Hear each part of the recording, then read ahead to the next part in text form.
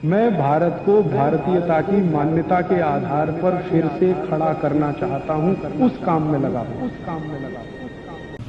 इस संवाद को मैं चाहता हूं कि देश के लिए कोई दिशा बनाने वाला, दिशा स्थापित करने वाला बन जाए। इस दृष्टि से मैं कुछ तथ्य आपके बीच रखना चाहता हूं। हमारे भारत की शिक्षा व्यवस्था के बारे में एक बार अंग्रेजों ने बहुत गंभीर और खराब टिप्पणी की थी। सन 1931 में महात्मा गांधी गोलमेज सम्मेलन में भाग लेने के लिए लंदन गए थे और अंग्रेजों की सरकार के साथ उनका वार्तालाप चल रहा था। अंग्रेजों की तरफ से जो गांधी जी से संवाद करने वाली टीम थी या उनका जो समूह था, उस समूह के जो बहुत प्रमुख लोगों में से एक, उन्होंने गांधी जी को एक बहुत खराब बात कही।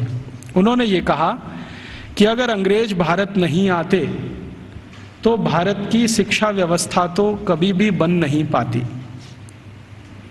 गांधी जी ने इसका विरोध किया और उन्होंने कहा कि अगर अंग्रेज नहीं आते तो भारत की शिक्षा व्यवस्था ज़्यादा अच्छी होती, क्योंकि अंग्रेजों के आने के पहले की भारत की शिक्षा व्यवस्था बहुत ही उत्तम थी। ये गांधी जी ने कहा। तो अंग्रेज अधिकारियों ने गांधी जी से कहा कि आप ऐसा किस आधार पर कहते हैं?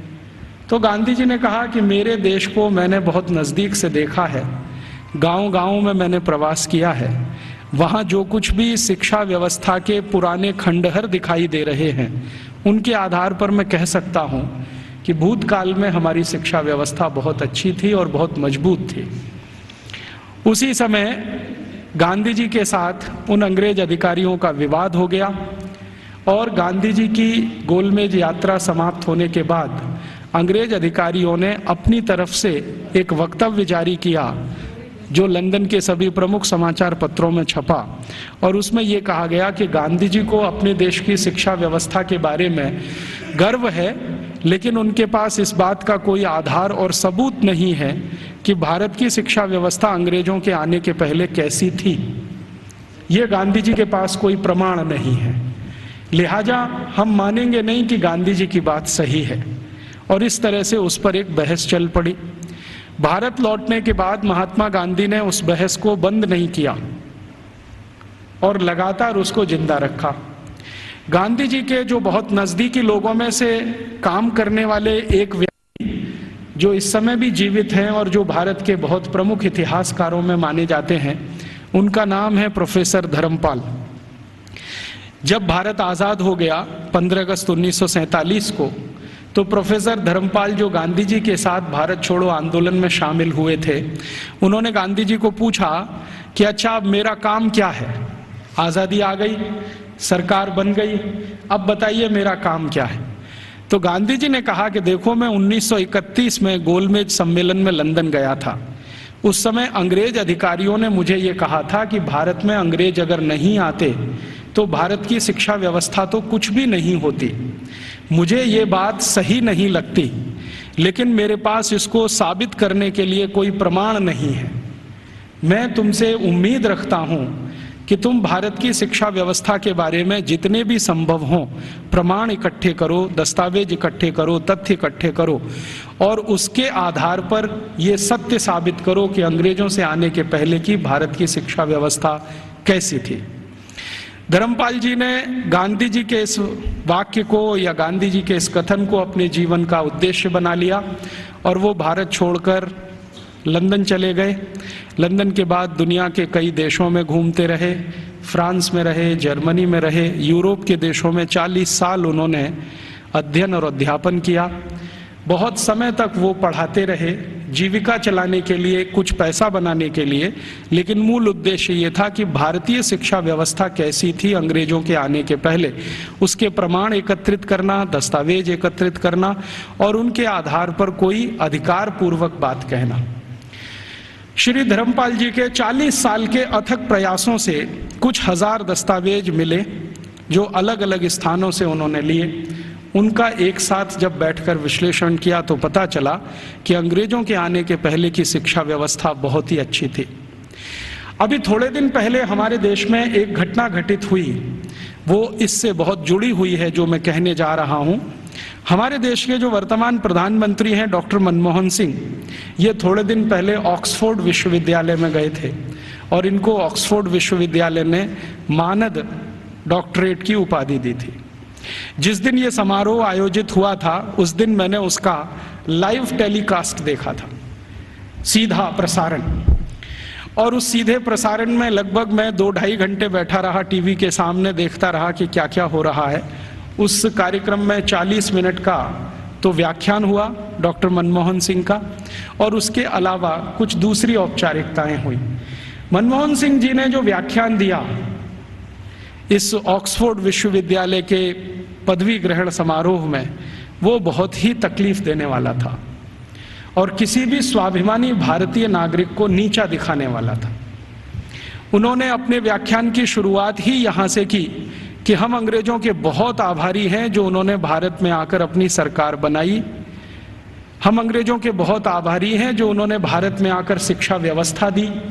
हम अंग्रेजों के बहुत आभारी हैं जो उन्होंने भारत में आकर न्याय व्यवस्था स्थापित की। हम अंग्रेजों के बहुत आभारी हैं कि उन्होंने भारतीय लोगों को विज्ञान सिखाया। हम अंग्रेजों के बहुत आभारी हैं कि उन्होंने भारतीय नागरिकों को विज्ञान और तकनीकी का अंतर समझाया। हम अंग्रेजों के बहुत आभारी हैं कि उन्होंने अंग्रेजी भाषा हमें बताई। और ऐसा ही वो 40 मिनट बोलते रहे। अगले दिन क्या हुआ, लंदन के सभी समाचार पत्रों में हमारे भारत के प्रधानमंत्री डॉक्टर मनमोहन सिंह का ये वक्तव्य छपा और इस वक्तव्य के साथ सभी समाचार पत्रों में संपादकीय टिप्पणी भी छपी। और ज्यादातर समाचार पत्रों के संपादकीय में ये लिखा गया कि हमारे देश के एक पूर्व प्रधानमंत्री विंस्टन चर्चिल ने सन 1945 में भारत के बारे में ये कह दिया था कि ये देश आजाद होने लायक देश नहीं है। और भारत के प्रधानमंत्री डॉक्टर मनमोहन सिंह ने कल लंदन में व्याख्यान देकर ये सिद्ध कर दिया कि भारत आजादी के इतने साल के बाद भी अभी मानसिक रूप से गुलाम है। जिस देश का प्रधानमंत्री अभी भी अंग्रेजों के गुणगान करता हो, उस देश की प्रजा की मानसिक गुलामी की स्थिति क्या होगी इसका अंदाजा हम लगा सकते हैं, वगैरह वगैरह। खूब लंबी संपादकीय टिप्पणी उस पर की गई। मेरे कुछ दोस्तों ने वो संपादकीय टिप्पणियां अलग अलग अखबारों से काट कर भेज दिया। उसके बाद मैंने डॉक्टर मनमोहन सिंह के लिए एक पत्र लिखा जो लगभग 250 पेज का है। वो पत्र नहीं, एक किताब हो गई। और मैंने उनसे कहा कि हमें बड़ी शर्म आती है कि आप भारत के प्रधानमंत्री हैं जो भारत के बारे में कुछ भी नहीं जानते। हमें शर्म आती है कि आप भारत के ऐसे प्रधानमंत्री हैं जिन्होंने भारतीयता का कुछ समझने की भी जीवन में कोशिश नहीं की है। भारत अंग्रेजों के पहले कैसा था, भारत की शिक्षा अंग्रेजों के पहले कैसी थी, भारत की तकनीकी और विज्ञान अंग्रेजों के पहले कैसा था, हमारा भारत अंग्रेजों के पहले उद्योग और व्यापार में किस स्थान पर दुनिया में टिका हुआ था, ये सब बातें अगर आप दस्तावेजों के आधार पर जरा समझें और जानें तो बहुत अच्छा होगा। आप अगली बार ऐसा गुलामी का वक्तव्य देने से बचेंगे। आपको सुनकर हैरानी होगी कि मैंने ये जो पत्र लिखा, ये पत्र मनमोहन सिंह के कार्यालय में पहुंचा और एक लाइन का उत्तर आया कि आपका पत्र मिला और हम उसको कार्यवाही के लिए भेज रहे हैं। अब कहाँ भेज रहे हैं कार्यवाही के लिए? मैंने तो लिखा था हमारे देश के प्रधानमंत्री को, और उसमें पत्र तो एक ही पन्ने का था, बाकी 249 पन्ने के तो दस्तावेज जो ये सिद्ध करने के लिए मैंने उनके पास भेजे कि आप पहले इन दस्तावेजों को पढ़ें और देखें कि अंग्रेजों के आने के पहले का भारत कैसा था। शिक्षा व्यवस्था के स्तर पर, तकनीक और विज्ञान के स्तर पर, उद्योग और व्यापार के स्तर पर, हर स्तर पर, चिकित्सा व्यवस्था के स्तर पर, जहां तक भी संभव हो मैंने उसमें जानकारी दी। उसमें से एक हिस्से की छोटी जानकारी मैं आपसे भी शेयर करना चाहता हूं कि भारत की शिक्षा व्यवस्था कैसी थी और जिस समय हमारी शिक्षा व्यवस्था ऐसी थी उस समय यूरोप की शिक्षा व्यवस्था कैसी थी। भारत की शिक्षा व्यवस्था के बारे में सबसे ज्यादा काम जिन्होंने किया है वो कुछ अंग्रेज ही है। एक अंग्रेज अधिकारी भारत में आया जो लगभग 40 साल यहां रहा, उसका नाम था विलियम एडम। विलियम एडम बहुत उच्च स्तर का अधिकारी था। अंग्रेजों की जो संसद का एक हिस्सा है हाउस ऑफ लॉर्ड्स, उसमें बहुत दिनों तक वो सांसद था और भारत में उसको बहुत उच्च स्तर का अधिकारी बनाकर भेजा गया था। उसकी हैसियत इतनी बड़ी थी कि वो भारत में आकर अगर गवर्नर को या वायसराय को कोई सुझाव दे दे तो वायसराय उसको कानून बनाने के लिए मजबूर होता था। विलियम एडम इस स्तर का अधिकारी था। उस विलियम एडम के नीचे काम करने वाले कुछ अधिकारी थे, जिनमें से एक था मैकॉले, टीवी मैकॉले। मैकॉले की तो आपने बार बार चर्चा सुनी है, बार बार नाम भी सुना है, लेकिन विलियम एडम के बारे में शायद आप में से कम लोग जानते होंगे, क्योंकि ये मैकॉले का बॉस था। मैकॉले भारत में शिक्षा व्यवस्था के बारे में जितना भी अभ्यास करता था वो अपने इमीडिएट बॉस विलियम एडम को भेजता था। तो विलियम एडम ने भारत की शिक्षा व्यवस्था पर एक रिपोर्ट तैयार की और वो रिपोर्ट लगभग 1700 कुछ पन्ने की है, 1780 पन्ने हैं उस रिपोर्ट में। वो रिपोर्ट संसद में पेश की गई। संसद माने अंग्रेजों की संसद में, हाउस ऑफ कॉमन्स में पेश की गई और इस रिपोर्ट के आधार पर अंग्रेजों को पता चला कि भारत की शिक्षा व्यवस्था कैसी है। विलियम एडम की रिपोर्ट में से कुछ तथ्य मैं आपको देता हूं जो इस समय अंग्रेजी संसद के रिकॉर्ड्स पर हैं। आप जानते हैं कि हाउस ऑफ कॉमन्स और हाउस ऑफ लॉर्ड्स में जो भी बहस होती है वो सभी रिकॉर्ड में रहती है और जो रिकॉर्ड में आ जाती है वो उनका डॉक्यूमेंट्स बन जाती है, दस्तावेज बन जाती है। और फिर ब्रिटिश पार्लियामेंट की एक प्रेस है जिसको हंसार्ड कहते हैं, वो जरूरत पड़ने पर समय समय पर ये डॉक्यूमेंट्स को प्रकाशित करती रहती है।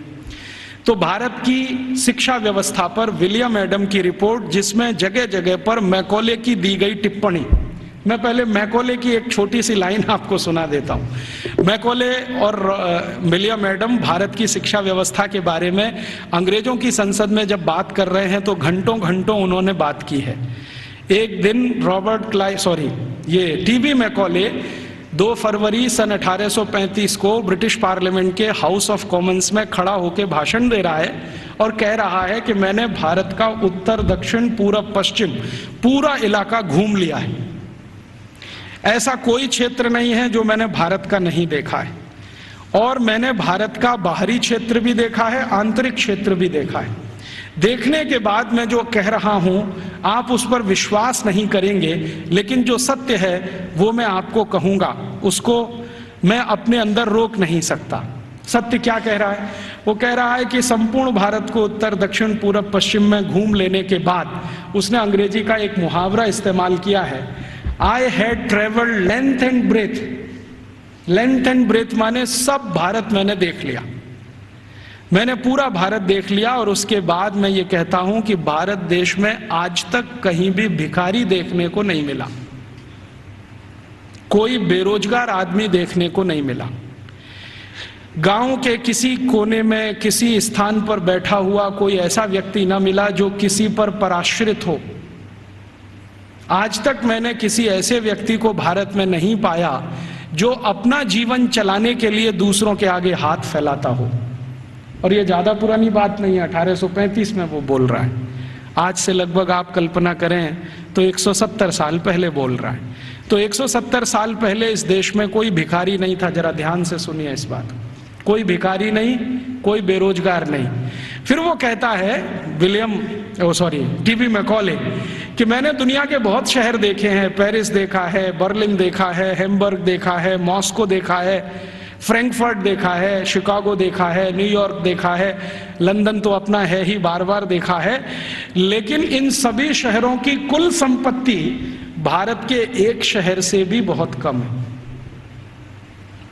तो उसको पूछा गया प्रश्न कि बताओ वो कौन सा शहर है?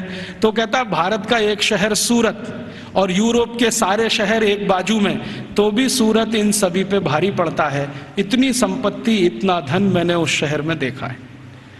और वो कहता है कि इतना धन और संपत्ति जिस समाज के पास हो, उस समाज को गुलाम बनाना एकदम मुश्किल है। वो ये कहता है, मैं ये तो नहीं कहता कि असंभव है, लेकिन मुश्किल बहुत है। फिर वो कहता है कि मैं एक सुझाव देना चाहता हूं ब्रिटिश गवर्नमेंट को, सरकार को, कि अगर भारत को गुलाम बनाना हो तो इनका वैभव, इनका धन, इनकी संपत्ति को खत्म करो।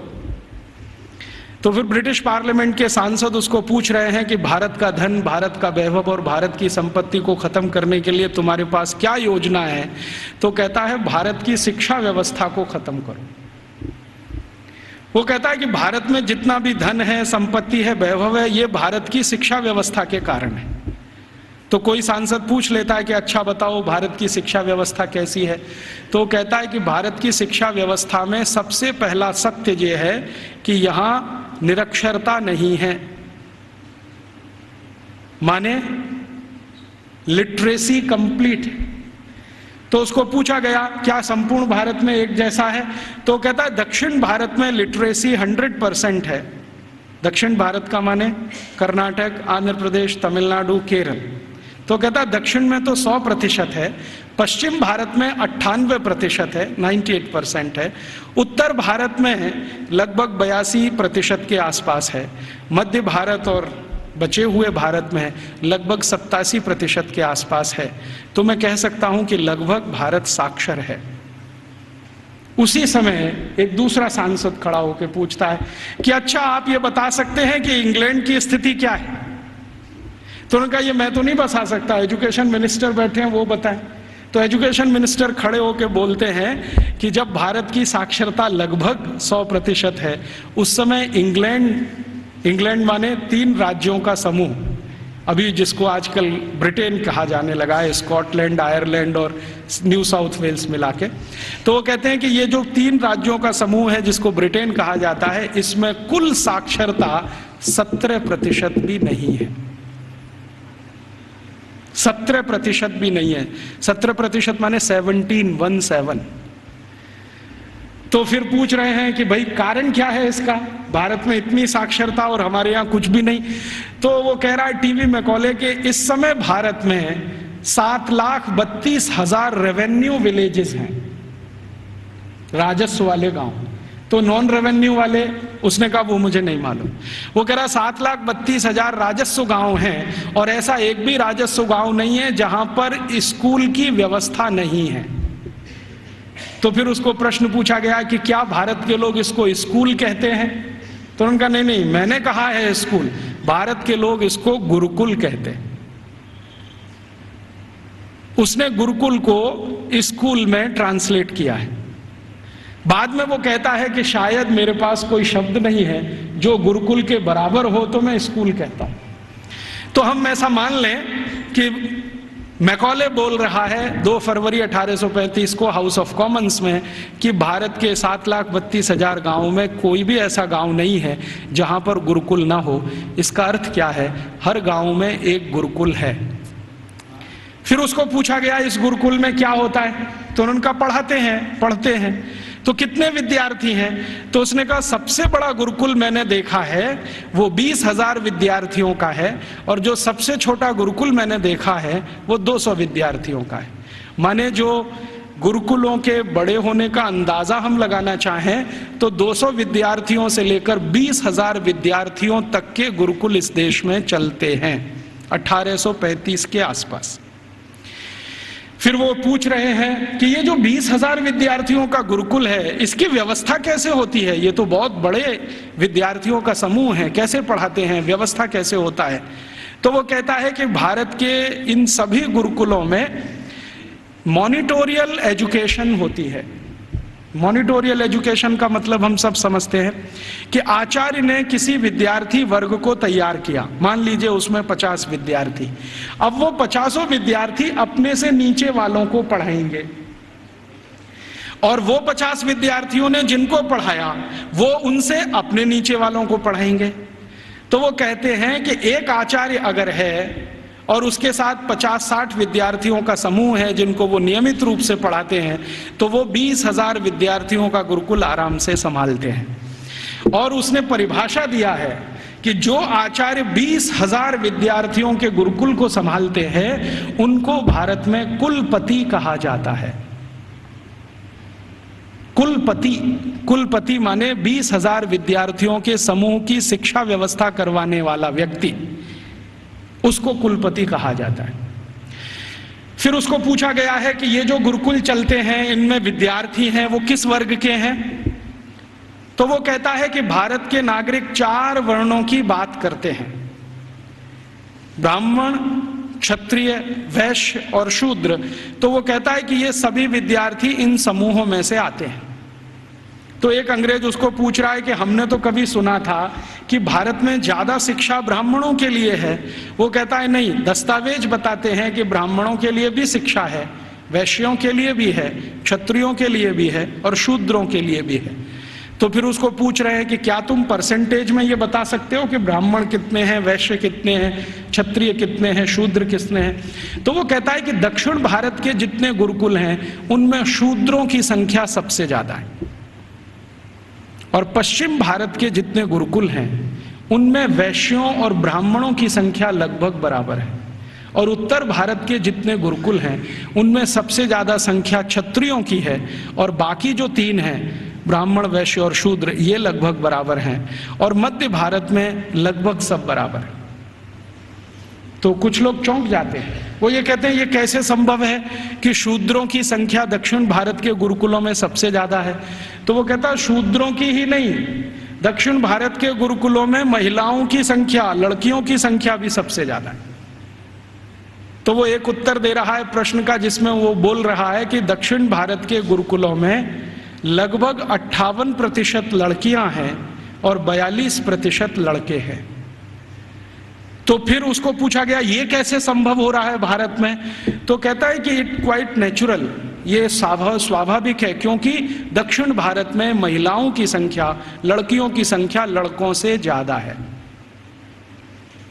और वो कह रहा है वैसे तो भारत में सभी जगह लड़कियों की संख्या लड़कों से ज्यादा है, और आप जानते हैं कि 1881 में अंग्रेजों ने जब पहला सेंसस कराया, पहला जनसंख्या सर्वेक्षण कराया, तो उसमें भी रेशियो यही निकलता है, महिलाएं लगभग 53% हैं और 47% पुरुष हैं। तो वो कह रहा है कि गुरुकुलों में दक्षिण में लड़कियां बहुत ज्यादा पढ़ती हैं। फिर वो पूछ रहा है कि इन लड़कियों को पढ़ाने के लिए जो अध्यापक हैं, तो वो कहता है कि वो सब महिलाएं ही हैं। लड़कों को पढ़ाने के लिए पुरुष हैं, लड़कियों को पढ़ाने के लिए महिलाएं हैं।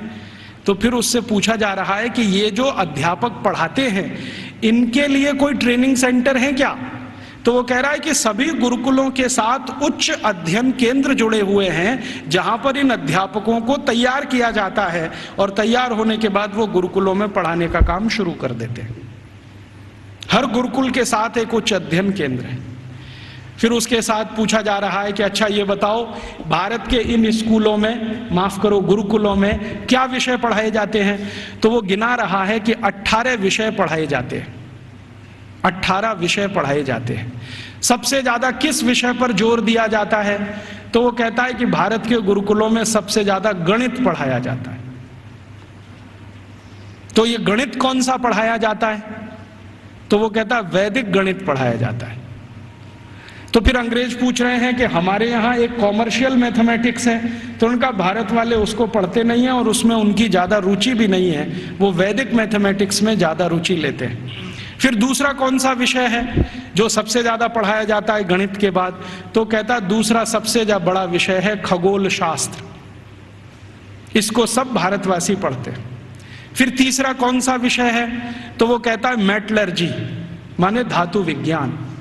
फिर चौथा कौन सा विषय है। तो वो कहता है कि कारीगरी, कारीगरी माने जो विभिन्न तरह की कारीगरियां गांवों में रहती हैं। हमारे सभी गांवों में 18 तरह के कारीगर होते हैं। कोई लोहे का काम करने वाला, कोई लकड़ी का काम करने वाला, कोई बांस का काम करने वाला, कोई मिट्टी का काम करने वाला। तो वो कह रहा है कि सभी गुरुकुलों में ये कारीगरी पढ़ाई जाती है, 18 विषय उसमें अलग हैं। फिर वो पूछ रहा है कि इसके आगे के विषय बताओ।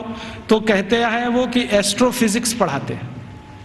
एस्ट्रोफिजिक्स समझते हैं, मॉडर्न साइंस का विषय है, और भारत में 1835 में सभी गुरुकुलों में ये पढ़ाया जाता है, एस्ट्रोफिजिक्स।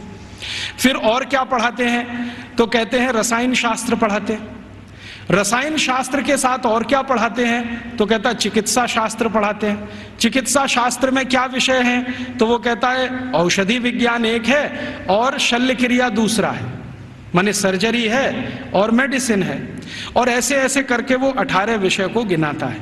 तो फिर वो पूछते हैं कि कैसे संभव है कि भारत के विद्यार्थी ये 18 विषय पढ़ लेते हैं।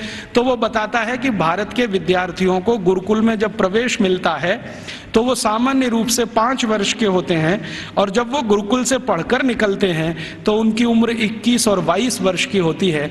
लगभग उनको इतना समय मिलता है 15 साल का, जितने में वो सब पढ़ लेते हैं।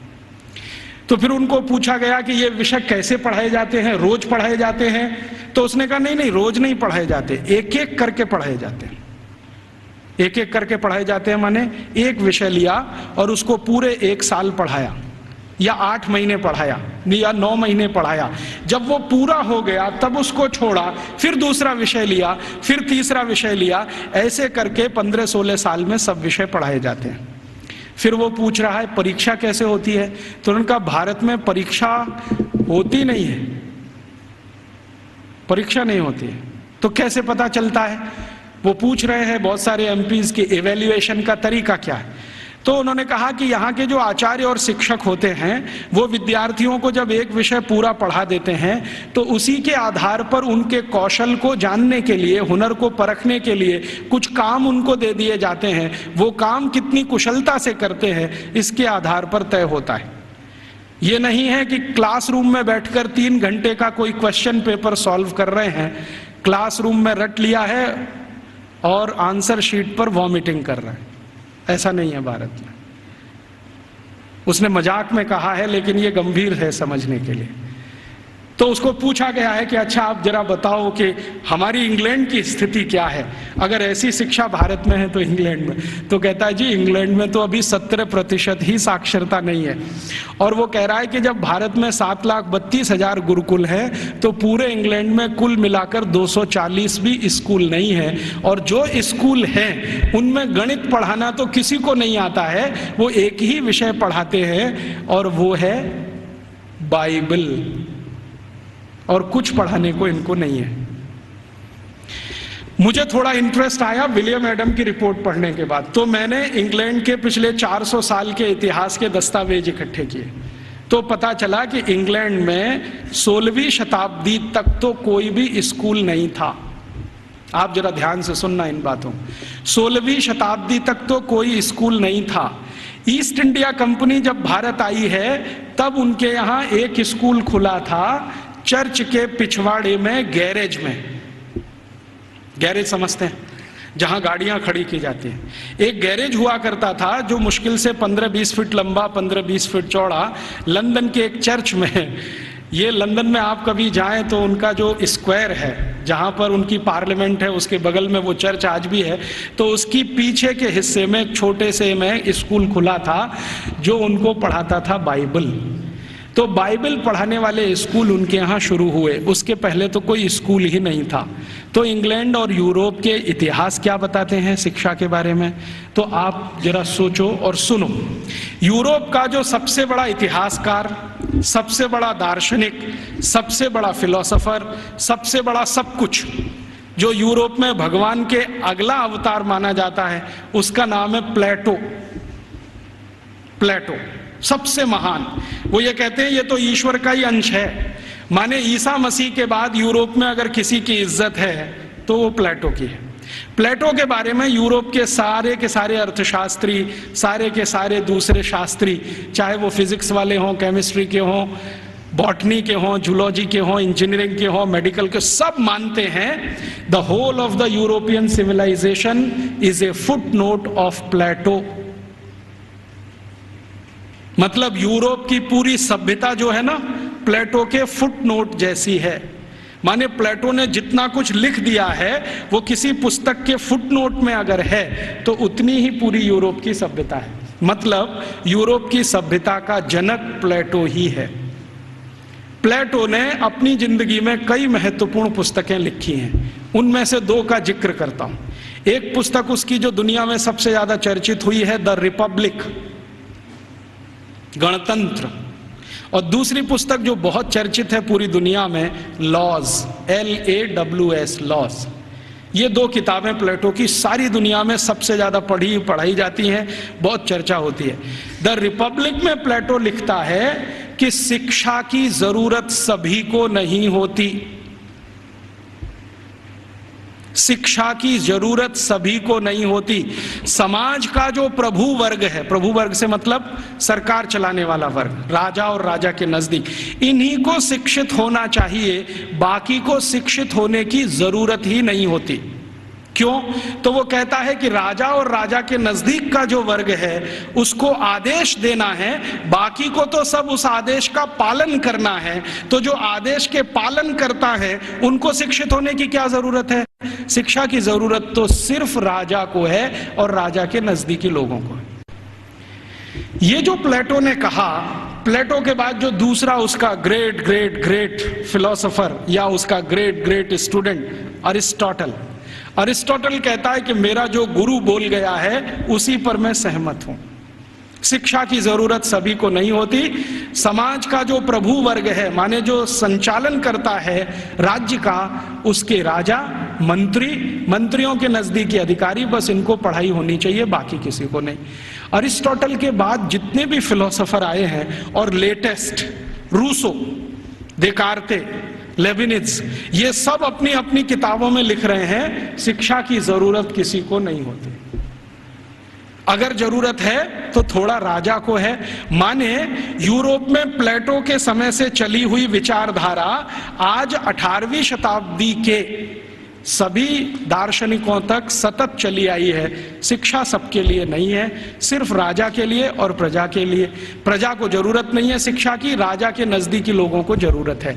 तो फिर यह शिक्षा कैसे पूर्ति की जाए?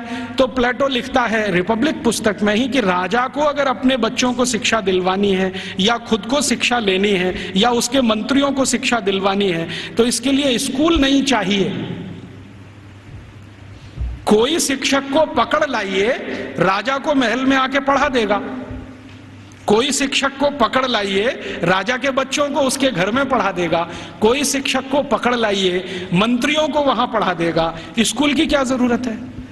तो फिर प्लेटो को कई बार पूछे जाने वाले प्रश्नों में से एक है कि स्कूल क्यों नहीं चाहिए? तो कहता है ये फालतू का खर्चा है। वो ये कहता है स्कूल बनाने से अच्छा है एक बनाओ ऐसा स्थान जहां पर मनोरंजन हो सके। स्कूल की क्या जरूरत है?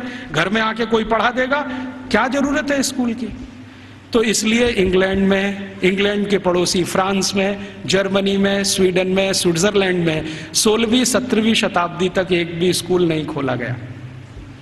बाद में क्या हुआ, क्रिश्चियनिटी का असर जैसे जैसे बढ़ा यूरोप में, आप जानते हैं कि क्रिश्चियनिटी यूरोप में 2000 साल पहले ही आई है। उसके पहले यूरोप क्रिश्चियन नहीं था। यूरोप की छोटी छोटी जातियां, जनजातियां होती थीं जो 1000 से ज्यादा हैं, समूह हैं छोटे छोटे, वो अपना अपना धर्म और संस्कृति माना करते थे। उनके यहाँ ईसाइयत क्या होती है मालूम नहीं। 2000 साल से ईसाइयत आई है। तो जब ईसाइयत का बहुत प्रचार हुआ और समाज और ईसाइयत के बीच में संघर्ष हुआ, तब उन्होंने बाइबल स्कूल शुरू किए और वो बाइबल स्कूल पूरे इंग्लैंड में फैले, फ्रांस में, जर्मनी में फैले। तो वो कह रहा है टीवी मैकॉले कि हमारे यहाँ तो कुछ स्कूल चलते हैं, वहां सिर्फ बाइबल पढ़ाई जाती है और कुछ नहीं पढ़ाया जाता, और बाइबल भी पढ़ाई जाती है तो संडे को पढ़ाई जाती है, बस मंडे से सैटरडे छुट्टी रहती है। और उन स्कूलों को इंग्लैंड के दस्तावेजों में संडे स्कूल्स कहा जाता है। और ये स्कूल शुरू हुए हैं और आज तक चल रहे हैं। आप यूरोप में कहीं भी जाइए, संडे स्कूल्स आपको मिलेंगे जहां पर आप बाइबल पढ़ सकते हैं। बाइबल में न्यू टेस्टामेंट पढ़ाते हैं, ओल्ड टेस्टामेंट पढ़ाते हैं, दो ही चीजें पढ़ाते हैं, इसके अलावा कुछ नहीं। गणित क्या होता है, फिजिक्स क्या होती है, केमिस्ट्री क्या होती है, मेटलर्जी क्या होती है, सर्जरी क्या होती है, मेडिसिन साइंस, ये कुछ उनको 18वीं शताब्दी तक मालूम नहीं है। ऐसा गरीब देश है इंग्लैंड और उनकी ऐसी शिक्षा व्यवस्था है। जो उनका पहला स्कूल खुला है जिसमें मुश्किल से 250 स्क्वायर फीट की जगह है, उसमें उन्होंने पहली ही बार में 250 विद्यार्थी ले लिए। अब 250 स्क्वायर फीट में 250 विद्यार्थी कैसे बैठते होंगे, कल्पना कर लो आप, कितना स्पेस होगा उनके पास। एक शब्द इस्तेमाल होता है अंग्रेजों के यहां, ब्रीदिंग स्पेस। ब्रीदिंग स्पेस भी नहीं है। वो कह रहा है मैकॉले कि हमारे तो बाइबल स्कूलों में ब्रीदिंग स्पेस भी नहीं है, माने हर विद्यार्थी को घिचपिच में बैठना पड़ता है, जगह नहीं है उनके पास। लेकिन भारत के एक एक गुरुकुल तो 5-5 हेक्टेयर में बने हुए हैं। 1 हेक्टेयर में लगभग 5 एकड़ होते हैं, 25 एकड़ में गुरुकुल बने हुए हैं। और वो कह रहा है कि भारत के बहुत सारे गुरुकुल रेजिडेंशियल हैं, जहां पर विद्यार्थियों को रहने और खाने की व्यवस्था है, और कुछ गुरुकुल ऐसे हैं जो डे स्कूल की तरह से चलते हैं। विद्यार्थी सुबह आते हैं, शाम को पढ़ के अपने घर वापस जाते हैं। फिर उसको पूछा जाता है कि भारत के विद्यार्थियों को ये सारी की सारी जो शिक्षा दी जाती है, इसका कोई वर्गीकरण है, क्लासिफिकेशन है? तो वो बहुत सुंदर उत्तर दे रहा है, जो हमें इस पे रिसर्च आज जरूरी है करना। वो ये कह रहा है कि भारत के विद्यार्थियों को 2 चीजें पढ़ाई जा रही है, एक तो शिक्षा है, दूसरी विद्या है। अब वो कहता है कि मुझे समझ में नहीं आता शिक्षा कौन सी है, विद्या कौन सी है।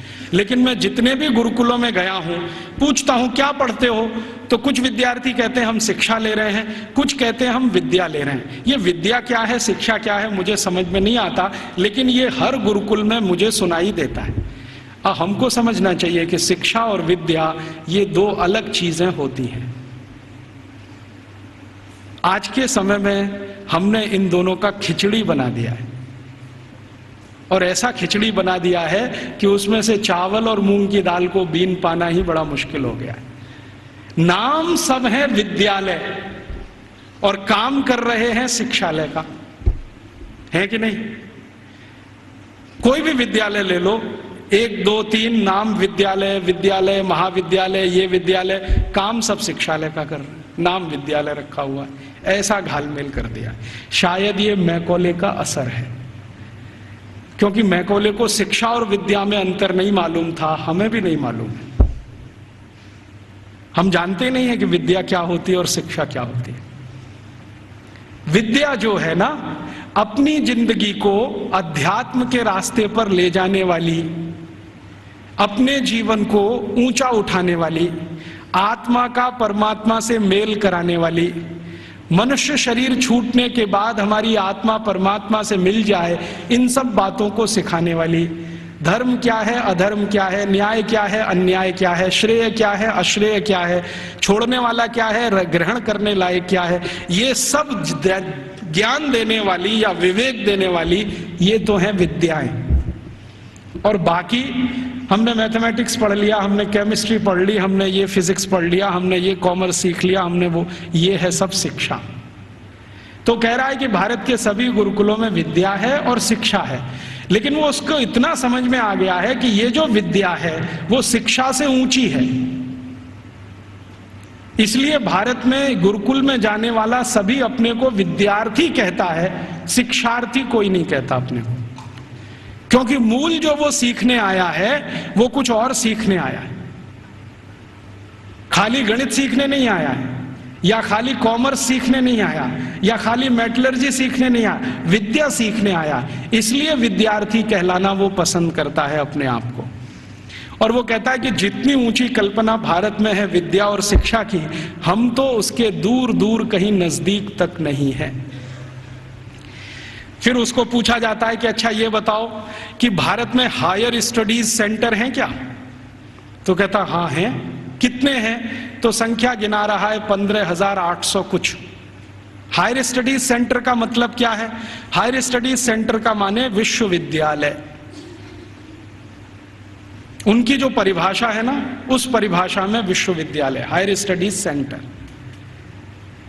हमने तो कुछ 2-4 नाम सुने हैं, एक नालंदा का हुआ करता था, एक तक्षशिला का हुआ करता था, लेकिन 1835 में मैकॉले बोल रहा है अपने पार्लियामेंट में कि 15,800 कुछ विद्यालय, सॉरी विश्वविद्यालय। और वो ये कह रहा है कि ये जितने भी विश्वविद्यालय हैं ये किसी एक विषय के निपुण हैं, कोई एक विषय। जैसे वो नाम लिख के बता रहा है, मेरे पास ये सब नाम है 15,800 और उसकी सीडी है। अगर एलसीडी प्रोजेक्टर हो तो मैं आपको दिखा सकता था। लैपटॉप मेरे पास अभी है, उसमें सब फीड किया हुआ है।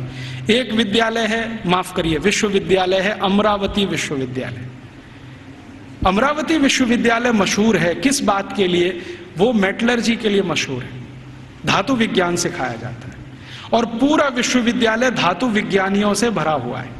और धातु विज्ञान कई तरह का है, जैसे कच्चे लोहे से फौलाद बनाना, जैसे जमीन में से लोहा तांबा लोहा तांबा सिल्वर माने चांदी और सोना, ये जो दूसरी दूसरी बेशकीमती धातुएं निकलती हैं, इनका एक्सट्रैक्शन कैसे किया जाए ये सिखाने वाला।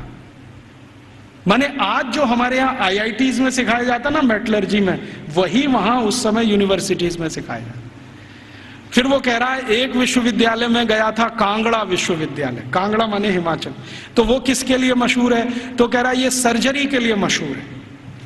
तो उसको पूछा जा रहा है कि किस तरह की सर्जरी होती है, तो कहता है जी हम सोच नहीं सकते वैसी सर्जरी होती है।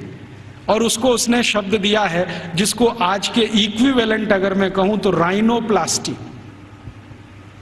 राइनोप्लास्टी सर्जरी का लेटेस्ट साइंस है 21वीं शताब्दी का, जिसमें आपके शरीर के किसी अंग के चमड़े को निकालकर किसी दूसरे अंग पे लगा दिया जाए।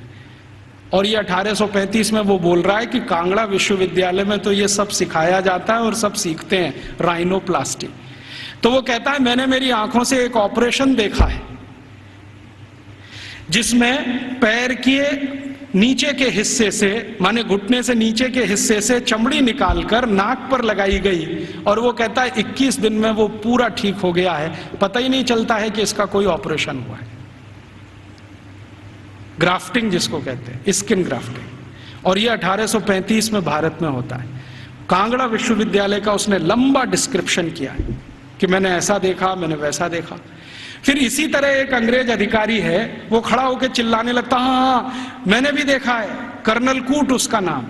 जैसे ही उसने सुना तो वो भी खड़ा हो गया, उसने कहा मैंने भी देखा है, एक बार मैं भारत देश गया था, हैदर अली के साथ मैंने युद्ध लड़ा था, हैदर अली ने मुझे परास्त कर दिया था, मेरी नाक काट दी थी, मैं कटी हुई नाक लेके वहां से भागा था, और बेलगाम नाम का भारत में कोई एक गांव है, वहां के एक वैद्य ने मेरी नाक का ऑपरेशन किया था और जोड़ दिया था, और अभी वो नाक मेरी ऐसी है। वो खड़े होकर बोल रहा।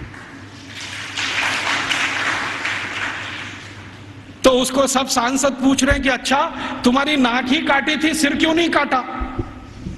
क्योंकि तुम तो परास्त हो गए थे, तो तुम्हारा सिर क्यों नहीं काट दिया? तो वो कहता है भारत के राजा बड़े दयालु हैं, उनके मन में बड़ी दया है, दुश्मन को भी पूरा मारते नहीं है, अंग भंग करके छोड़ देते हैं। और भारत में नाक कटना ही बहुत बड़ी बदनामी की बात है, हमारे यहां ऐसा कुछ।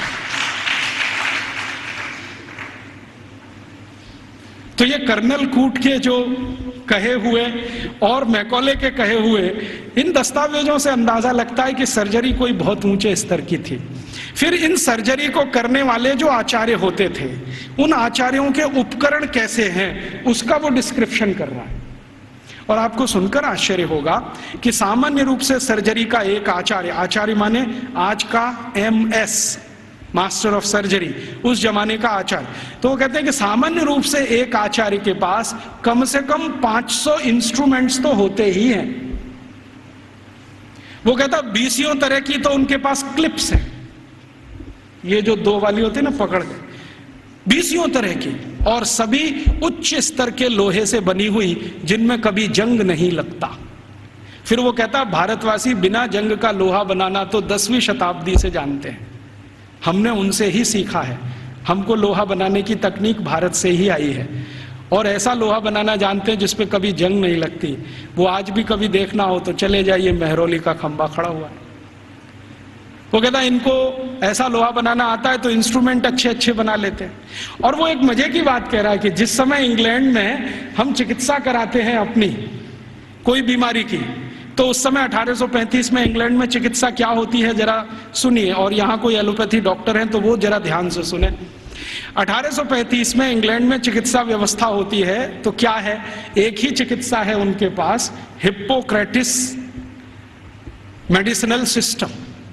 एक हिप्पोक्रेटिस नाम का कोई आदमी हुआ इंग्लैंड में, ईसा से करीब 250 साल पहले, सॉरी ग्रीस में हुआ, इंग्लैंड में नहीं ग्रीस में हुआ।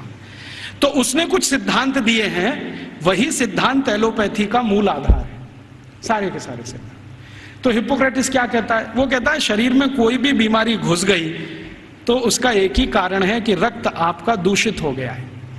कोई भी बीमारी हो, सर्दी हो गई, जुकाम हो गया, बुखार आ गया, खांसी हो गई, आपको डायरिया हो गया, डिसेंट्री हो गई, लंग इन्फेक्शन, कुछ भी हो गया, तो हिप्पोक्रेटिस एक ही बात में डायग्नोसिस देता है कि आपका रक्त दूषित है। अब इस दूषित रक्त को निकालो शरीर में से, यही चिकित्सा। तो वो कहता है कि भारतवासी चिकित्सा कैसी करते हैं और हमारे डॉक्टर कैसी करते हैं। वो कहता है कि जब मुझे बुखार आता है और मैं किसी डॉक्टर के पास जाता हूं तो वो मेरी हाथ की नस काट देता है और उसमें से खून निकलने लगता है, और वो कहता है ये खून जब तक निकलेगा नहीं तब तक बुखार तुम्हारा खत्म होगा नहीं। कभी कभी मुझे डर लगता है कि खून के साथ जान ना निकल जाए मेरी। और वो ये कहता है कि भारत में जो चिकित्सा व्यवस्था है इतनी अद्भुत है कि कुछ बुखार आ जाए, कितने से भी कितना बुखार आ जाए, वो कुछ चूरन खिला देते हैं और अगले दिन बुखार ठीक हो जाता है। अच्छा, ये जो कहानी उसने कही है, ये कहानी जॉर्ज वॉशिंगटन ने भी कही है। आप जानते हैं जॉर्ज वॉशिंगटन अमेरिका के राष्ट्रपति, और बल्कि पहले राष्ट्रपति, सबसे पहले राष्ट्रपति, अमेरिका की आजादी के बाद सबसे पहले राष्ट्रपति जॉर्ज वॉशिंगटन। आपको मालूम है उनकी मृत्यु कैसे हुई? उनको आया बुखार। तो ये जो हिप्पोक्रेटिस मेडिसिनल सिस्टम है ना, हाँ, एक ही सिस्टम है उनके पास, हिप्पोक्रेटिस मेडिसिनल सिस्टम, जिस पर उनके आप बहुत थीसिस लिखे गए हैं, बहुत काम हो। तो उनको आ गया बुखार, और बुखार हो गया बहुत, 103 104 डिग्री। तो उनका डॉक्टर आया और उनके दोनों हाथों की नस काट गया, हाँ, और कहा कि ये खून बहने दो, अभी मैं सवेरे आऊंगा आपको देखने। तो दोनों हाथों की नस कटी और रात भर में इतना खून बह गया कि सवेरे जॉर्ज वॉशिंगटन मरे हुए मिले। ये है मॉडर्न एलोपैथिक सिस्टम। और मैकॉले कह रहा है कि जिस समय हम तो सिर्फ नस काट के खून निकाल के इलाज करते हैं, भारत के लोग पता नहीं क्या क्या जड़ी बूटियों से चूरन बनाते रहते हैं, पाउडर बनाते रहते हैं। और वो कहता है कि इनके कॉम्बिनेशन इतने परफेक्ट हैं कि 1-2 बार ही खाना पड़ता है, उसके बाद खाना ही नहीं पड़ता। फिर उसको पूछा गया, क्या तुमने कोई लिस्ट बनाई है ये जो चूरन में कॉम्बिनेशन है इसके? तो वो कहता है हाँ, मैं एक लिस्ट बना रहा हूं, उसमें कुछ मेडिसिनल हर्ब्स हैं, कुछ रूट्स हैं, कुछ प्लांट्स हैं। तो वो पूछ रहे हैं कितनी संख्या हो गई है? तो उसने कहा 16,000 तो हो गई है, पता नहीं आगे कितनी जाएगी। उस जमाने में तो कुछ लोग आश्चर्य से पूछ रहे हैं कि ये जो शिक्षा है, वहां चिकित्सा भी दे रहे हैं, सर्जरी भी दे रहे हैं, मेटलर्जी भी दे रहे हैं, वगैरह वगैरह, क्यों दे रहे हैं? तो वो कहते हैं, भारत के सभी आचार्य कहते हैं कि जीवन एकांगी नहीं है। अब ये देखिए, ये फिलॉसफी की बात, जीवन एकांगी नहीं है, और चूंकि एकांगी नहीं है तो इसमें सब तरह के ज्ञान की जरूरत होती है। तो हर विद्यार्थी को सभी तरह का ज्ञान होना चाहिए, विशेषज्ञता उसको किसी एक में होनी चाहिए, ज्ञान उसको सब तरह का होना चाहिए। तो कहता है कि जो प्राइमरी लेवल की ज्ञान है वो सबको दी जाती है, मेडिसिन की, सर्जरी की, मेटलर्जी की, मैथमेटिक्स की। जब वो विद्यार्थियों की रुचि उत्पन्न हो जाती है तो किसी एक विषय में उनको विशेषज्ञ बना दिया जाता है, और फिर वो विद्यार्थी समाज में चला जाता है, उसकी शिक्षा पूरी हो जाती है, विद्या पूरी हो जाती है, फिर वो समाज को अपनी सेवाएं देता है। और वो एक बहुत महत्व की बात कह रहा है कि भारत के विद्यार्थी इन सब गुरुकुलों से जब पढ़कर निकलते हैं तो उनको संकल्प कराया जाता है, संकल्प कराया जाता है। और संकल्प क्या कराया जाता है? तो उनको ये कहा जाता है कि देखो, ये जो ब्रह्मांड जगत है, वो उसको अंग्रेजी में एक्सप्लेन कर रहा है, ठीक से नहीं कर पाया, कहीं गलती है वो मैंने ठीक कर दिया है, क्योंकि बहुत सारी चीजें उनके समझ की बाहर है जो हमारी समझ के लिए सामान्य है। क्योंकि हर सभ्यता में कुछ बातें विशेष होती हैं जो दूसरी सभ्यता में नहीं मिलती हैं, तो बाहर वाला आकर उसको जिस चश्मे से देखेगा, हमारा चश्मा उससे बिल्कुल अलग होगा। तो वो कह रहा है कि भारत में ऐसा बोलते हैं, मानते हैं कि ये जो ब्रह्मांड जगत है इसमें मनुष्य ही नहीं है, मनुष्येतर बहुत सारे प्राणी हैं, पक्षी हैं, जीव हैं, जंतु हैं, और सब भारतवासी मानते हैं कि सब में आत्मा है, सब में आत्मा है। और प्लेटो क्या कहता है? प्लेटो करे जरा इसका सोचो, वो रिपब्लिक में लिख रहा है और लॉज में उसको रिपीट किया है। वो ये कहता है आत्मा सिर्फ राजा में होती है, प्रजा में आत्मा ही नहीं होती। प्लेटो का है, ये मेरा नहीं। वो कहता है आत्मा सिर्फ राजा में है, प्रजा में आत्मा है ही नहीं, इसलिए कानून सब प्रजा के लिए हैं, आदेश देने का अधिकार राजा को है। और प्लेटो तो कहता है कि राजा के मुंह से जो निकल गया वही कानून, प्रजा को उसी का पालन करना है। अच्छा, फिर प्लेटो ने स्ट्रेटिफिकेशन किया है कि राजा तो एक वर्ग है, उसके नीचे के वर्ग के उसने वर्गीकरण किया है कि प्रजा में पहला कौन, तो कहता है कि ये जो उद्योगपति हैं, व्यापारी हैं, धंधा करने वाले, ये पहले स्तर के। दूसरे स्तर पर कौन, तो अध्यापक हैं और कारीगर हैं और म्यूजिशियन हैं, संगीतकार हैं, पेंटर हैं, आगे आदि 2। तीसरे नंबर पर कौन, तो तीसरे नंबर पर खेत में काम करने वाले मजदूर हैं, फैक्ट्री में काम करने वाले मजदूर हैं वो। चौथे नंबर पर कौन, तो कहता है स्त्रियां, महिलाएं, वो चौथे नंबर पे। आखिरी 5वां कोई नंबर नहीं है वहां। तो वो कहता है प्लेटो कि मैं कभी कभी कल्पना करता हूं कि प्रजा में गलती से आत्मा आ गई तो स्त्रियों में तो कभी नहीं आती, इसलिए वो लॉज में लिख रहा है कि कभी भी किसी न्यायाधीश को किसी स्त्री की गवाही पर विचार ही नहीं करना चाहिए, क्योंकि स्त्री को सत्य का ज्ञान नहीं है, उसको विवेक नहीं है, क्योंकि उसको आत्मा नहीं। तो आप जानते हैं ये जो मॉडर्न जस्टिस माने जुडिशियल सिस्टम निकला, जिसमें से आईपीसी, सीआरपीसी और सीपीसी आया और हमने बिना सोचे समझे उसको अपने देश में अपनाया, इस जुडिशियल सिस्टम में 1950 तक किसी महिला की गवाही को माना ही नहीं जाता था। यूरोप में अदालत में चलने वाले किसी भी मुकदमे में किसी महिला की गवाही नहीं मानी जाती थी। तो क्या हुआ, फिर यूरोप में एक बगावत हुई जिसको वीमेन्स लिव कहा जाता है, स्त्री मुक्ति, और इसका नेतृत्व किया एक फ्रांसीसी लेखिका ने, उसका नाम था सिमोन द बोउआर।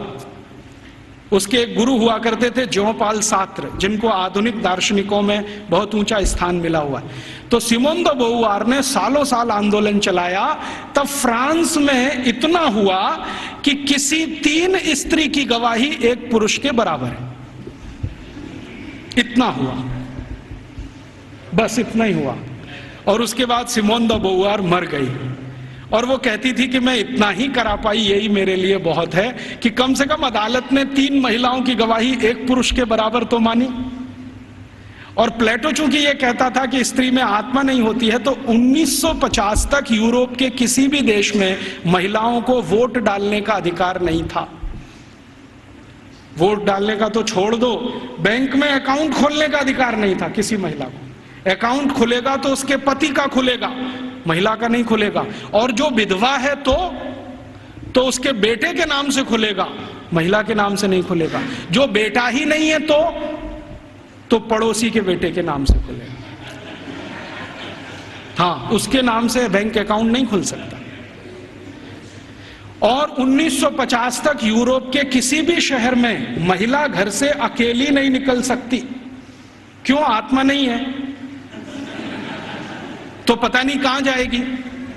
तो इसलिए उसके साथ में पुरुष का होना जरूरी है, वो चाहे 3 साल का ही क्यों ना हो।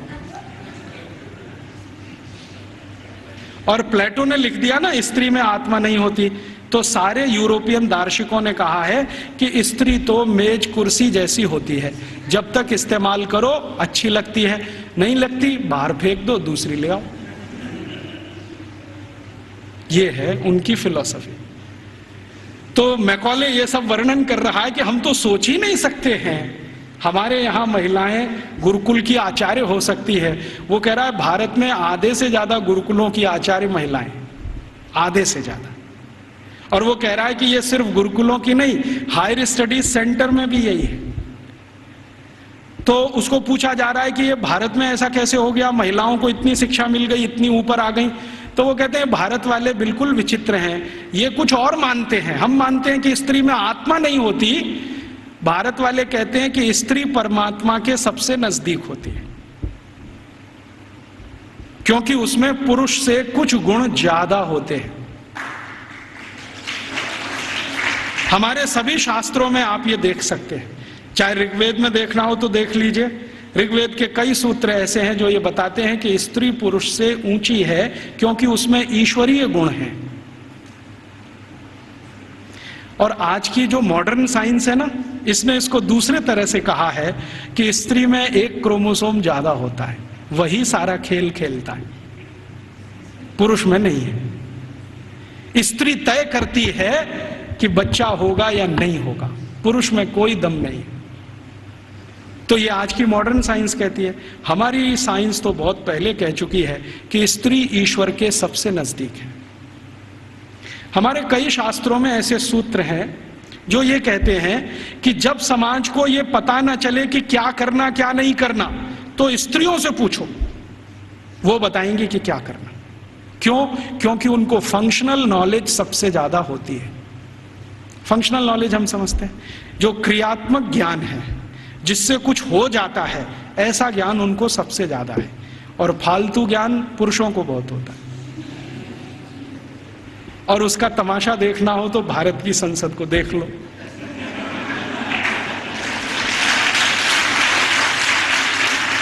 देखा आपने संसद में जो पुरुष सांसद हैं वो मां बहन की गालियां देते हैं और स्त्री सांसदों को चुपचाप निकल जाना पड़ता है।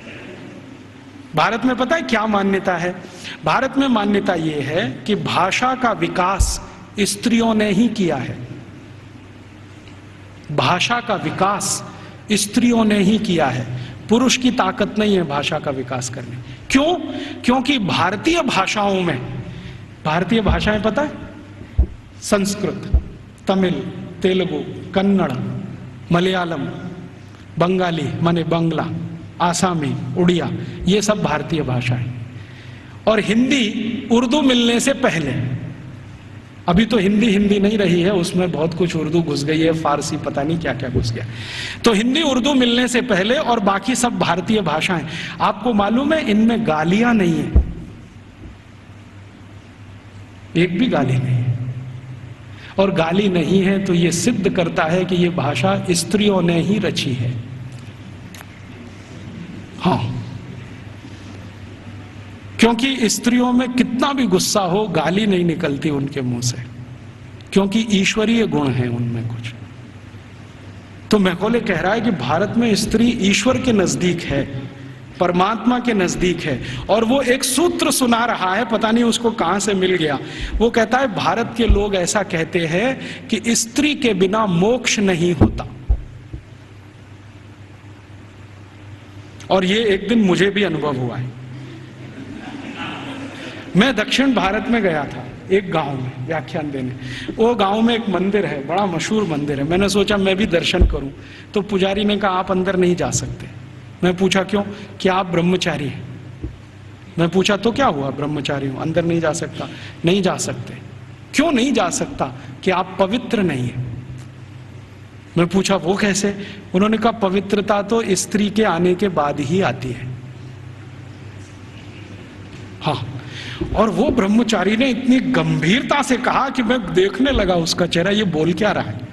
तो उसने कहा कि स्त्री के जीवन में आने के बाद ही पुरुष पवित्र होता है, उसके पहले तो वो लंपट होता है।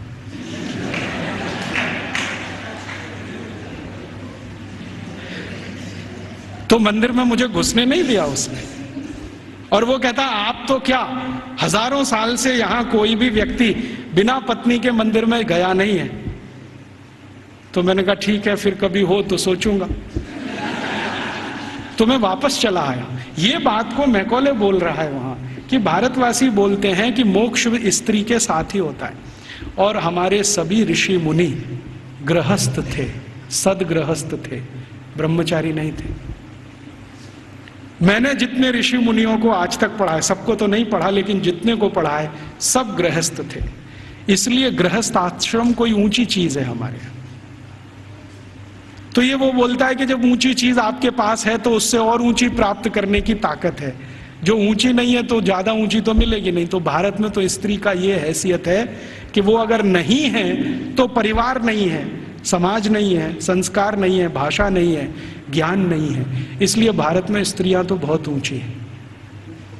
फिर वो कहता है कि हमारे यहाँ इंग्लैंड में तो गांव गांव में स्त्रियों को मारते पीटते हैं, जला भी दे देते हैं। आपको मालूम है यूरोप में 2500 साल एक परंपरा चली है, विच हंटिंग। बहुत किताबें लिखी गई हैं इस पर, बहुत लिखा। विच हंटिंग समझते? विच माने क्या कहना चाहिए हिंदी में? डायन। डायन, डायन कहते हैं ना। डायन को ढूंढना और उसको मारना, ये बहुत बड़ा खेल चलता था यूरोप के सभी देशों में, Germany, France, Sweden, Switzerland, Denmark, Norway, सब देशों में, और 2500 साल चलता था। गांव में ढूंढ ढूंढ के ऐसी महिलाओं को मारा जाता था जिनके पति की मृत्यु हो गई हो, तो मान लिया जाता था ये तो विच हो गई है और इसको हंट करना है, माने मार देना है। उनको जिंदा जलाना, कभी उनको जमीन में खड्डा खोद के गाड़ देना, बाल पकड़ के उनको खींच लेना, तरह तरह के अत्याचार उनके ऊपर होते थे। और किस देश में किस साल में कितनी महिलाओं को विच हंटिंग किया गया, इसके रिकॉर्ड्स आजकल मैं इकट्ठे कर रहा हूं। तो हमारे यहां जब सती प्रथा की कहानी चर्चित हुई ना विलियम बेंटिंक के द्वारा, उसी साल में इंग्लैंड में 2700 से ज्यादा महिलाओं को डायन कह के मार डाला गया, उसी साल में। अब हुआ क्या कहानी में कि विलियम बेंटिंक ने अपने देश में जो 2500 से ज्यादा महिलाओं को डायन मरवाया कह के, उसकी चर्चा तो की नहीं आज तक। एक किसी महिला को इस देश में डायन सिद्ध करके मरवा दिया, उसको इतना ग्लोरीफाई कर दिया कि भारत के सभी गांवों में यही होता है। और विलियम बेंटिंक को तो कुछ समझ भी नहीं थी, अकल भी नहीं थी। अभी थोड़े दिन पहले इस प्रश्न का मुझे उत्तर मिला। भारत देश में आप जानते हैं कि 4500 से ज्यादा वनवासी जातियां हैं, 4556 हैं कुछ वनवासी जातियां। जैसे गोंड हैं, वो एक वनवासी जाति है। ऐसे ही गोंड जैसे 4500 से ज्यादा समूह हैं। इनके बीच में मैं पिछले कुछ सालों से घूम रहा हूं और मैंने वहां देखा कि सती का मतलब क्या होता है, सती कहते किसको है। एक बार गोंड लोगों के एक बहुत बड़े सम्मेलन में मैं गया और वहां किसी को सती किया जाना था। मैंने कहा चल के देखूं ये होता क्या है सती होना। तो वहां हुआ ये था कि एक महिला के पति का देहांत हो गया, स्वर्गवास हो गया, और पति का स्वर्गवास हो गया तो उसकी अंतिम यात्रा के लिए गांव के लोग जा रहे हैं। अंतिम संस्कार वो ऐसे ही करते हैं जैसे हम करते हैं, अग्निदाह करते हैं, लकड़ियां इकट्ठी करते हैं। तो मैंने देखा कि उसकी पत्नी आती है और उसके चारों तरफ प्रदक्षिणा करती है और संस्कृत के मंत्र बोलते हैं। कभी कभी उनको भूल जाएं तो वो अपनी भाषा के मंत्र बोलने लगते, लेकिन मंत्र उच्चार होता है, बराबर होता है, पूरे समय होता है। जितने समय तक लाश जलती है तब तक वो मंत्रोच्चार करते रहते हैं, कुछ ना कुछ बोलते हैं। तो मंत्रोच्चार हो रहा है, पत्नी उसकी प्रदक्षिणा कर रही है, तो एक चक्कर उसने लगाया और उनकी अपनी भाषा में सबके सामने हाथ जोड़कर कहा कि आज मेरे पति का स्वर्गवास हुआ है, समाज में ऐसा कौन सा समूह है जो मेरी सुरक्षा की जिम्मेदारी लेगा। वो प्रश्न पूछ रही है और बड़े सुंदर शब्दों में वो कह रही है कि भारत के शास्त्रों ने हमेशा स्त्री को सुरक्षित रहना ये आवश्यक है क्योंकि उसको जीवन बढ़ाना है, तो इसलिए उसको सुरक्षा की जरूरत है। प्राकृतिक सुरक्षा भी चाहिए, दूसरे तरह की भी सुरक्षा चाहिए। क्या मेरी बेटियां जिम्मेदारी लेंगी? बेटियों ने हाँ बोल दिया तो आ जाएगी, नहीं बोला तो फिर चौथा चक्कर लगाएगी। फिर वो पूछेगी कि क्या समाज के प्रतिष्ठित लोग, जिनको हम क्या कहें महाजन लोग मेरी जिम्मेदारी लेंगे? अगर उन्होंने हाँ बोल दिया तो आ जाएगी, ना बोल दिया तो फिर चक्कर लगाएगी पांचवा। फिर वो पूछेगी कि इस समाज के आचार्य लोग, उपाचार्य लोग मेरी जिम्मेदारी लेंगे? अगर हाँ बोला तो उनके पास आ जाएगी, नहीं तो वापस। और आखिरी चक्कर सातवां जब लगाएगी तो वो पूछेगी कि क्या पुरोहित हम समझते हैं पूजा पाठ करें, क्या पुरोहित मेरी जिम्मेदारी लेंगे? अगर पुरोहितों ने हाँ बोला तो उनके पास आएगी, नहीं तो चक्कर लगा के गांव छोड़ के चली जाएगी और गांव कहेगा कि वो सती हो गई। ये है सती होना। और इसको बिगाड़ दिया अंग्रेजों ने। क्या कहा कि उसको जबरदस्ती चिता में धकेल देंगे और ये कर देंगे। फिर वो जाती कहाँ है, उसके पीछे पीछे मैं गया तो उस गांव का कोई मंदिर होगा, वहां जाएगी और अपना बाकी जीवन उसी मंदिर में बिताएगी। वो ये कहती है कि जब कोई जिम्मेदारी नहीं लेगा तो अब भगवान मेरे लिए जिम्मेदारी लेंगे, तो मंदिर में जाके पूजा करेगी, पाठ करेगी, अपना जीवन उसी से चलेगा उसका। और जैसे ही वो मंदिर में जाके पाठ पूजा करने लगेगी तो समाज की आदरणीय हो जाएगी और सब उसको साष्टांग दंडवत प्रणाम करेंगे। फिर हम गोंड लोग कहेंगे कि ये हमारी सती है। हम उसको एक्सप्लेनेशन क्या देंगे? वो पति के साथ जिंदा जला दी गई, वो सती है। सती होना कोई ऊंचा कर्म रहा है इस देश में, हम उसको समझ नहीं पाए। अंग्रेजों ने जो डिस्क्रिप्शन दे दिया उसी को अंतिम मान के हमने अपना मान लिया कि ऐसा ही कुछ होता होगा। ये होता है, और ये सिर्फ गोंडों में ही नहीं होता, भीलों में भी होता है। गोंड हैं, भील हैं, जितने तरह की जनजातियां हैं, ज्यादातर में ये होता है। तो मैकॉले कह रहा है कि भारत में तो स्त्रियों का स्थान बहुत ऊंचा है, परिवार में ऊंचा है, समाज में ऊंचा है, भाषा उनके यहाँ से निकली है, फंक्शनल नॉलेज उन्होंने समाज को दिया है, इसलिए इनके लिए तो सब कुछ विशेष होता है। इसलिए गुरुकुलों में आचार्य स्तर पर बहुत स्त्रियां हैं, ये हैरानी की बात नहीं है। वो कहता हमारे समाज में उल्टी स्थिति है, स्त्रियों का स्थान सबसे नीचे है, इसलिए हमारे यहाँ हर काम में वो सबसे पीछे है। तो इस तरह की कुछ बातें हैं जो मैकॉले के डॉक्यूमेंट्स बताते हैं, और विलियम एडम ने इससे भी ज़्यादा कुछ खोज की है और उसके डॉक्यूमेंट्स इससे भी आगे की कई बातें बताते हैं कि भारत के ये जो गुरुकुल हैं, इन गुरुकुलों का योगदान क्या है समाज में। तो विलियम एडम ने एक गुरुकुल की कहानी लिखी है अपने दस्तावेजों में। आंध्र प्रदेश में कावेरी नदी के पास विशाखापट्टनम से थोड़ा दूर एक गुरुकुल है, उसका नाम गांव का मैं भूल रहा हूं।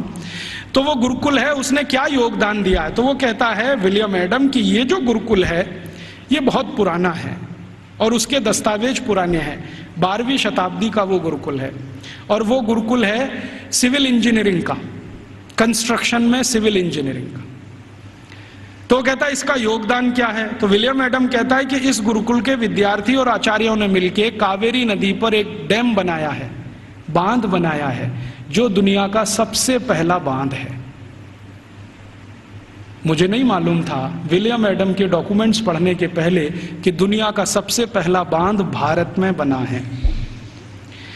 फिर जैसा उसने डिस्क्रिप्शन दिया है उसको खोजते खोजते मैं पहुंच गया एक दिन, और अपनी आंखों से देख के आया कि वो डैम अभी तक जीवित है। उस डैम पर तेलुगु भाषा में एक पत्थर लगा हुआ है जिस पर तारीख है सन 1238 में वो बना है। आज से लगभग 800-825 साल पुराना है। और वो डैम की विशेषता क्या है, पत्थर और चूने से बना है। और आप जानते हैं दक्षिण भारत में सबसे ज्यादा प्रवाह वाली नदी है कावेरी। कावेरी जो है ना पेरेनियल रिवर है, साल के 12 महीने पानी रहता है उसमें, और पानी का फ्लो सबसे तेज है और पानी का दबाव भी उसका सबसे तेज है। तो कावेरी नदी पर जहां सबसे तेज गति से पानी बहता है उस नदी पर बांध बना दिया। बांध की लंबाई कितनी है और उसकी चौड़ाई कितनी है, लगभग 1 किलोमीटर 1.5 किलोमीटर के आसपास उसकी लंबाई है। 1.5 किलोमीटर लंबा बांध है। और बांध बनाया कैसा है, ऐसा है जैसे जेड होता है ना, जेड ऐसे फिर ऐसे फिर ऐसे फिर ऐसे फिर ऐसे जेड शेप में पूरा बांध है।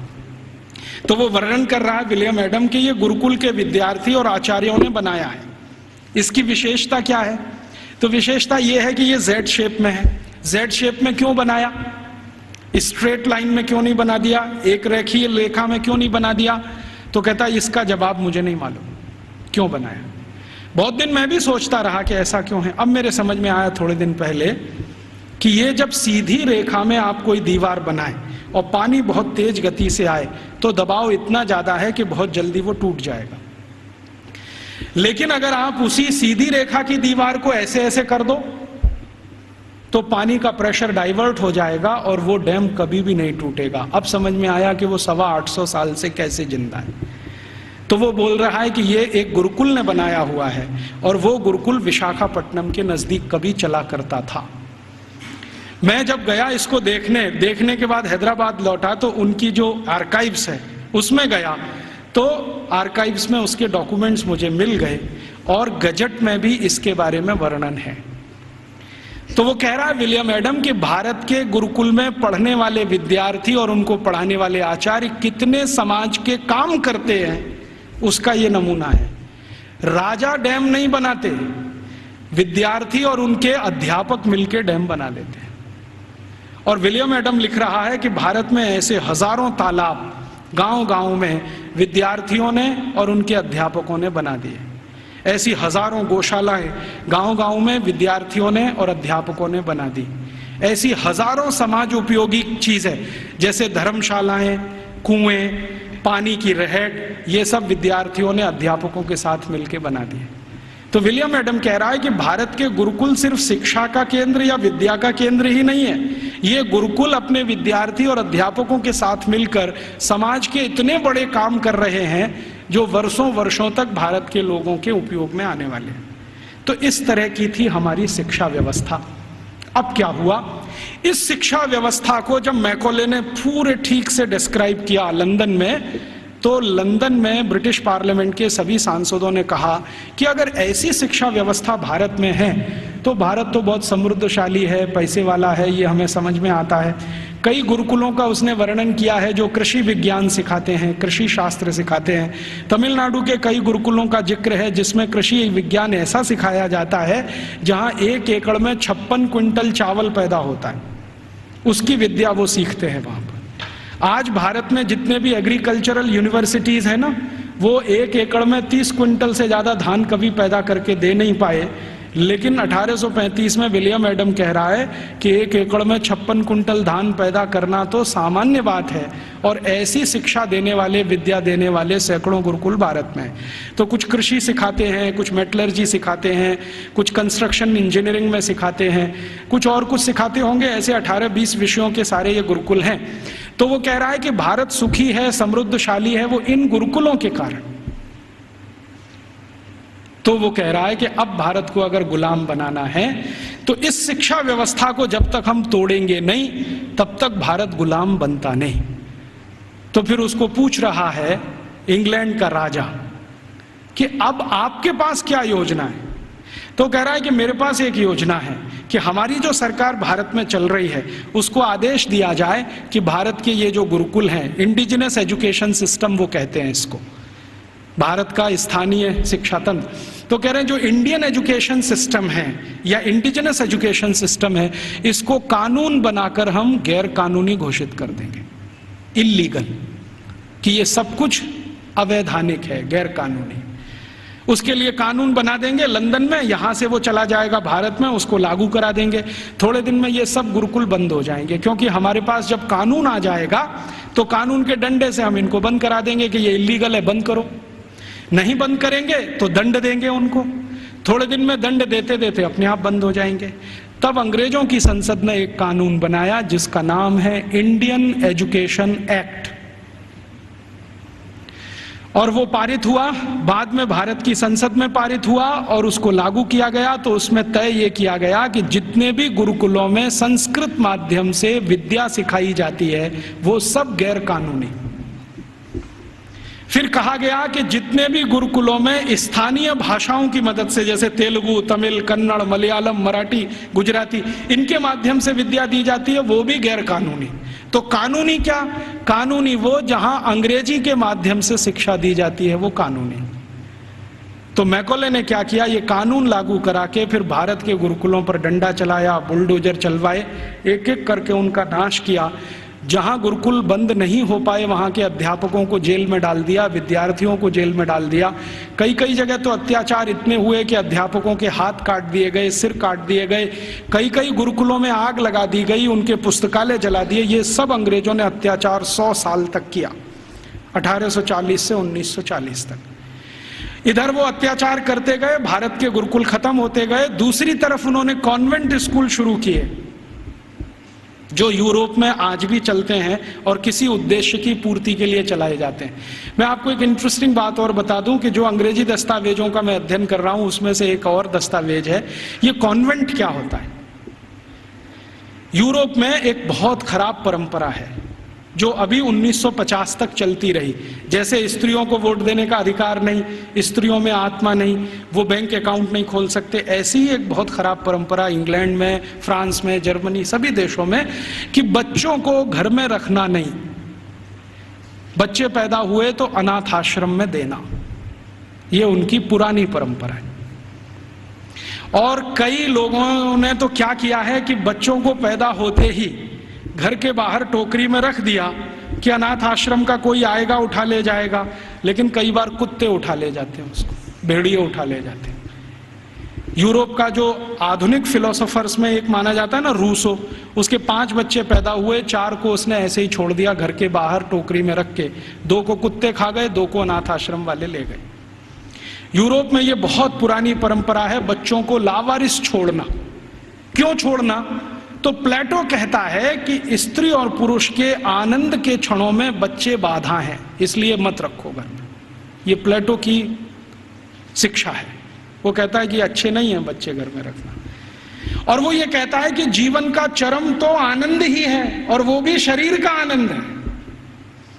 वो कहता है जीवन तो इसी के लिए मिला है कि हम शारीरिक आनंद की प्राप्ति करें, और बच्चे इसमें बाधा हैं, तो बच्चों को रखना नहीं घर में, तो छोड़ देना। तो वहां बच्चे छोड़ने की परंपरा है। अब बच्चे छोड़े जाते हैं तो राजा उनकी व्यवस्था करे छोड़े हुए बच्चों की। तो राजा कुछ संस्थाएं खड़ी करता है, उन संस्थाओं को कॉन्वेंट कहते हैं। कॉन्वेंट माने लावारिस बच्चों को पालने वाली संस्थाएं, अनाथ बच्चों को पालने वाली संस्थाएं। कॉन्वेंट माने अनाथ बच्चों के स्कूल, लावारिस बच्चों के स्कूल। तो यूरोप में ये कॉन्वेंट चलते हैं। तो ये मैकॉले कह रहा है कि भारत में भी यही चलाएंगे हम। तो कोई सांसद उससे पूछ रहा है कि भारत में कोई अनाथ होता है? उसने कहा होता तो नहीं है, लेकिन हम बनाएंगे। होता तो कोई नहीं है, क्योंकि भारत में किसी बच्चे के माता पिता भी मर जाएं तो उसके चाचा चाची हैं, ताऊ ताई हैं, मामा मामी हैं, मौसा मौसी हैं, बुआ फूफा, कोई तो लेगा उसको। यूरोप में तो हैं माता पिता, तो भी छोड़ देंगे। तो यूरोप में ये जो लावारिस बच्चे हैं, इनको पालने के लिए कॉन्वेंट खड़े किए जाते हैं। कॉन्वेंट को चलाने वाले ज्यादातर क्रिश्चियन इंस्टीट्यूट होते हैं या चर्च होता है। राजा चर्च को दान देता है और उस पैसे से ये सब चलते हैं। तो सबसे पहला कॉन्वेंट इस मैकॉले ने भारत में खुलवाया, कलकत्ता में। और उस कॉन्वेंट में कोई पढ़ने नहीं आता था, तो इसने दूसरा कानून बनवाया कि जो भारतवासी ईस्ट इंडिया कंपनी और अंग्रेज सरकार की नौकरी करेंगे और कलकत्ता में रहेंगे, उनको अपने बच्चे यहां भेजना आवश्यक है, नहीं तो नौकरी जाएगी। तो जबरदस्ती भारतवासी जो उनके यहाँ काम करते थे, उन्होंने अपने बच्चे भेजना शुरू किया। फिर धीरे धीरे एक कॉन्वेंट से 2 हुआ, 2 से 3 हुए, 3 से 10, 10 से 20, 50, 100, अब हजारों हो गए। अब भारत में ऐसा कोई गांव नहीं जहां कॉन्वेंट नहीं। तो मैकॉले ने एक विष बीज डाल दिया जो अभी वट वृक्ष बन के फैल गया। अब तो ऐसे ऐसे कॉन्वेंट स्कूल हैं इस देश में, बजरंगबली कॉन्वेंट स्कूल। आपको देखना हो तो मैं दिखा सकता हूं आपको। बंबई में है, ग्रांट रोड के पास है, रेलवे स्टेशन से बिल्कुल सटा हुआ, बजरंगबली कॉन्वेंट स्कूल। हाँ, और एक कॉन्वेंट स्कूल है संतोषी माता कॉन्वेंट स्कूल, एक है सरस्वती देवी कॉन्वेंट स्कूल, एक महावीर स्वामी कॉन्वेंट स्कूल खुला है अभी बेंगलोर में, जबरदस्त। अब इनको पूछो चलाने वालों को कि बजरंगबली का कॉन्वेंट से क्या रिश्ता है, या सरस्वती देवी कब कॉन्वेंट स्कूल में पढ़ने गई थी।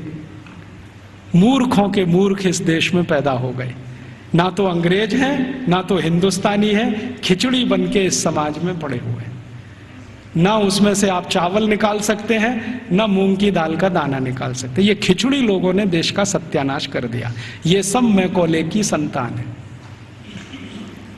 मैकॉले तो छोड़ गया कुछ। जब अंग्रेज गए थे ना, तो रिकॉर्ड्स बताते हैं कि 350 कॉन्वेंट स्कूल थे 15 अगस्त 1947 तक। अब शायद वो 30-35 हजार हो गए हों, तो कोई आश्चर्य की बात नहीं। अब यूरोप में जो कॉन्वेंट स्कूल हैं, वैसी ही शिक्षण यहां हो रहा है। यूरोप में क्या होता है ना, मैंने आपसे कहा कॉन्वेंट माने लावारिस बच्चों के स्कूल। तो वहां जो बच्चे पढ़ने आते हैं, उनको सिखाया जाता है कि देखो ये जो अध्यापक है वो अध्यापक नहीं है, ये फादर है, ये मदर है, क्योंकि असली का पता नहीं।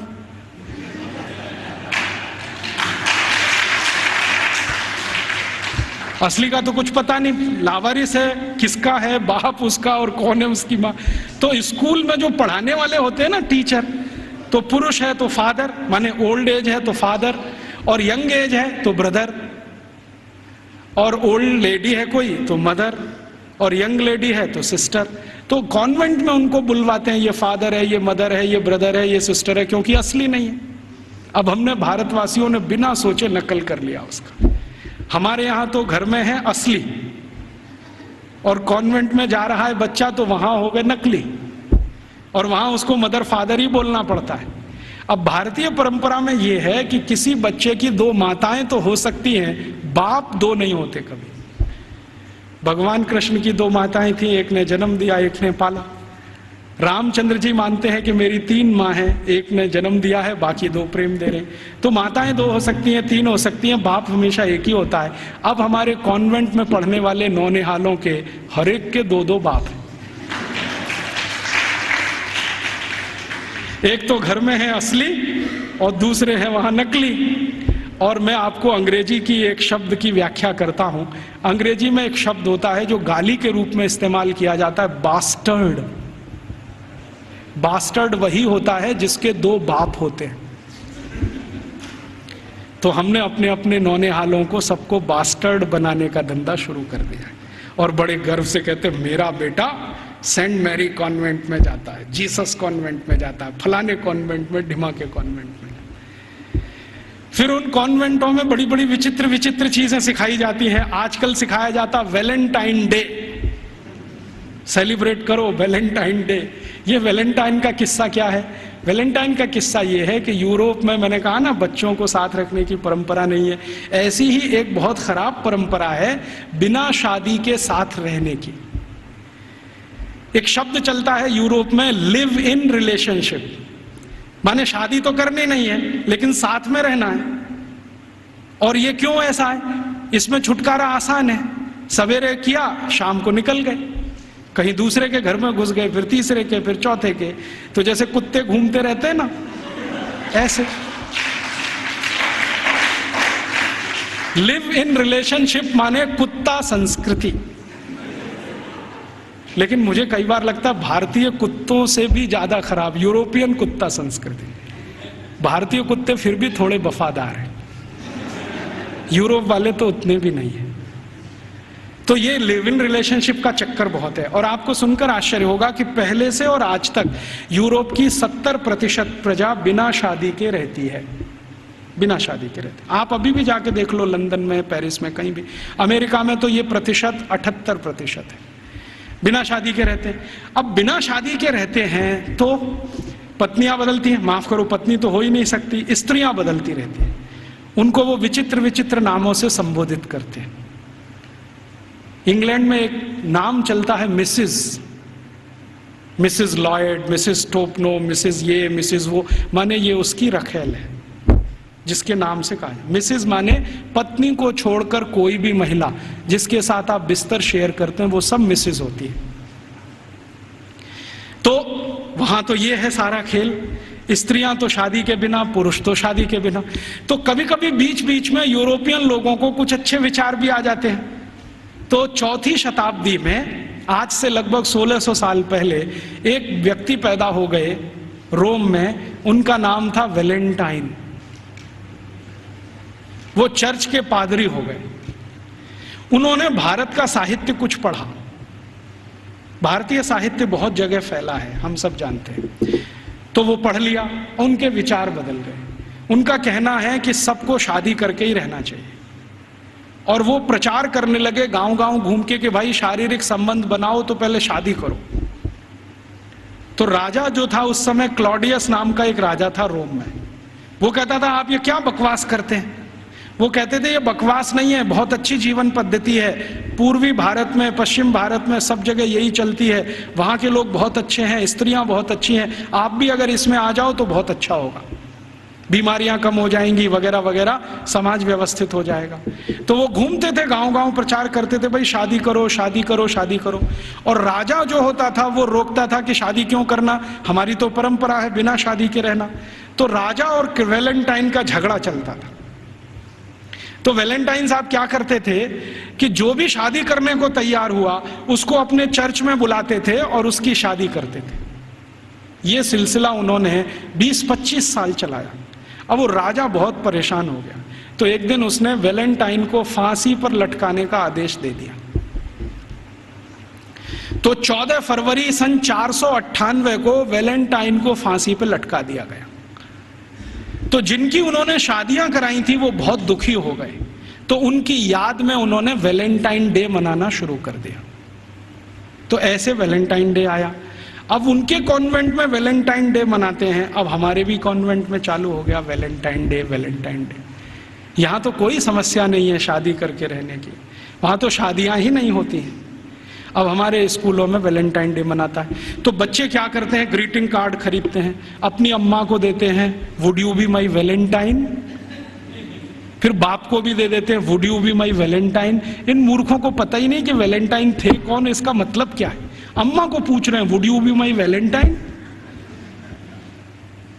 अभी थोड़े दिन पहले बंबई में मैं एक बुजुर्ग आदमी को मिला जिनकी 75 साल की उम्र है, उनके पास 18 ग्रीटिंग कार्ड आए वैलेंटाइन डे पर, और सब में एक ही बात, would you be my Valentine.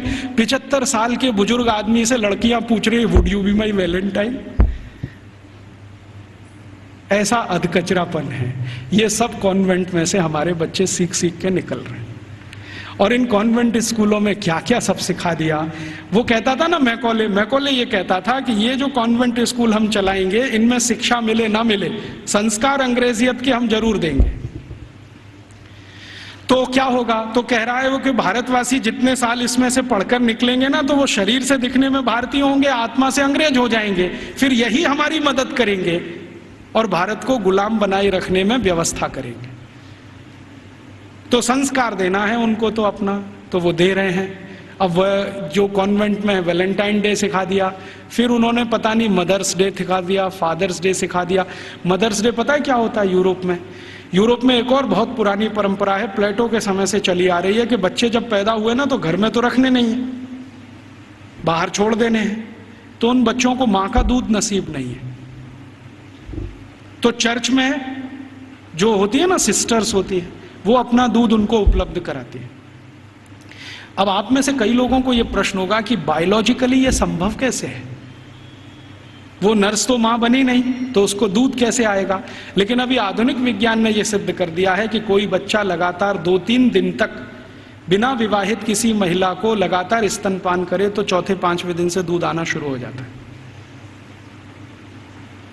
तो उनके यहां नर्सिंग जो होती है वो सिस्टर्स के द्वारा होती है या नर्सिस के द्वारा होती है, मां नहीं करती है। लेकिन कभी कभी साल में कोई एक दिन मनाना हो तो वो मदर्स डे मनाते हैं, जिस दिन मां अपने बच्चे को दूध पिलाने के लिए वहां जाती है कॉन्वेंट में, तो उनके यहां मदर्स डे होता है। ऐसे ही उनके यहां फादर्स डे होता है। फादर्स डे का चक्कर क्या है, यूरोप के बच्चे वैसे तो घर में रहते नहीं, जो गलती से किसी ने रख लिए तो उनको अपने बाप के साथ खाना खाने का अधिकार नहीं है। डाइनिंग टेबल पर अपने बाप के साथ वो नहीं बैठ सकते। बाप अपने डाइनिंग टेबल पे खाना खाएगा दोस्तों के साथ, जब वो चला जाएगा खाना खा के तो बाद में बच्चे डाइनिंग टेबल पे बैठते हैं। लेकिन साल में कोई एक दिन वो फिक्स करते हैं जब बच्चे बाप के साथ बैठे डाइनिंग टेबल पर, उस दिन वो फादर्स डे मनाते हैं। अब उनके मदर्स डे, उनके फादर्स डे, उनके ब्रदर्स डे, उनके सिस्टर्स डे या उनका वैलेंटाइन डे, उसके पीछे कुछ कहानियां हैं। हम बिना सोचे समझे अंधों की तरह से इस पे लग गए।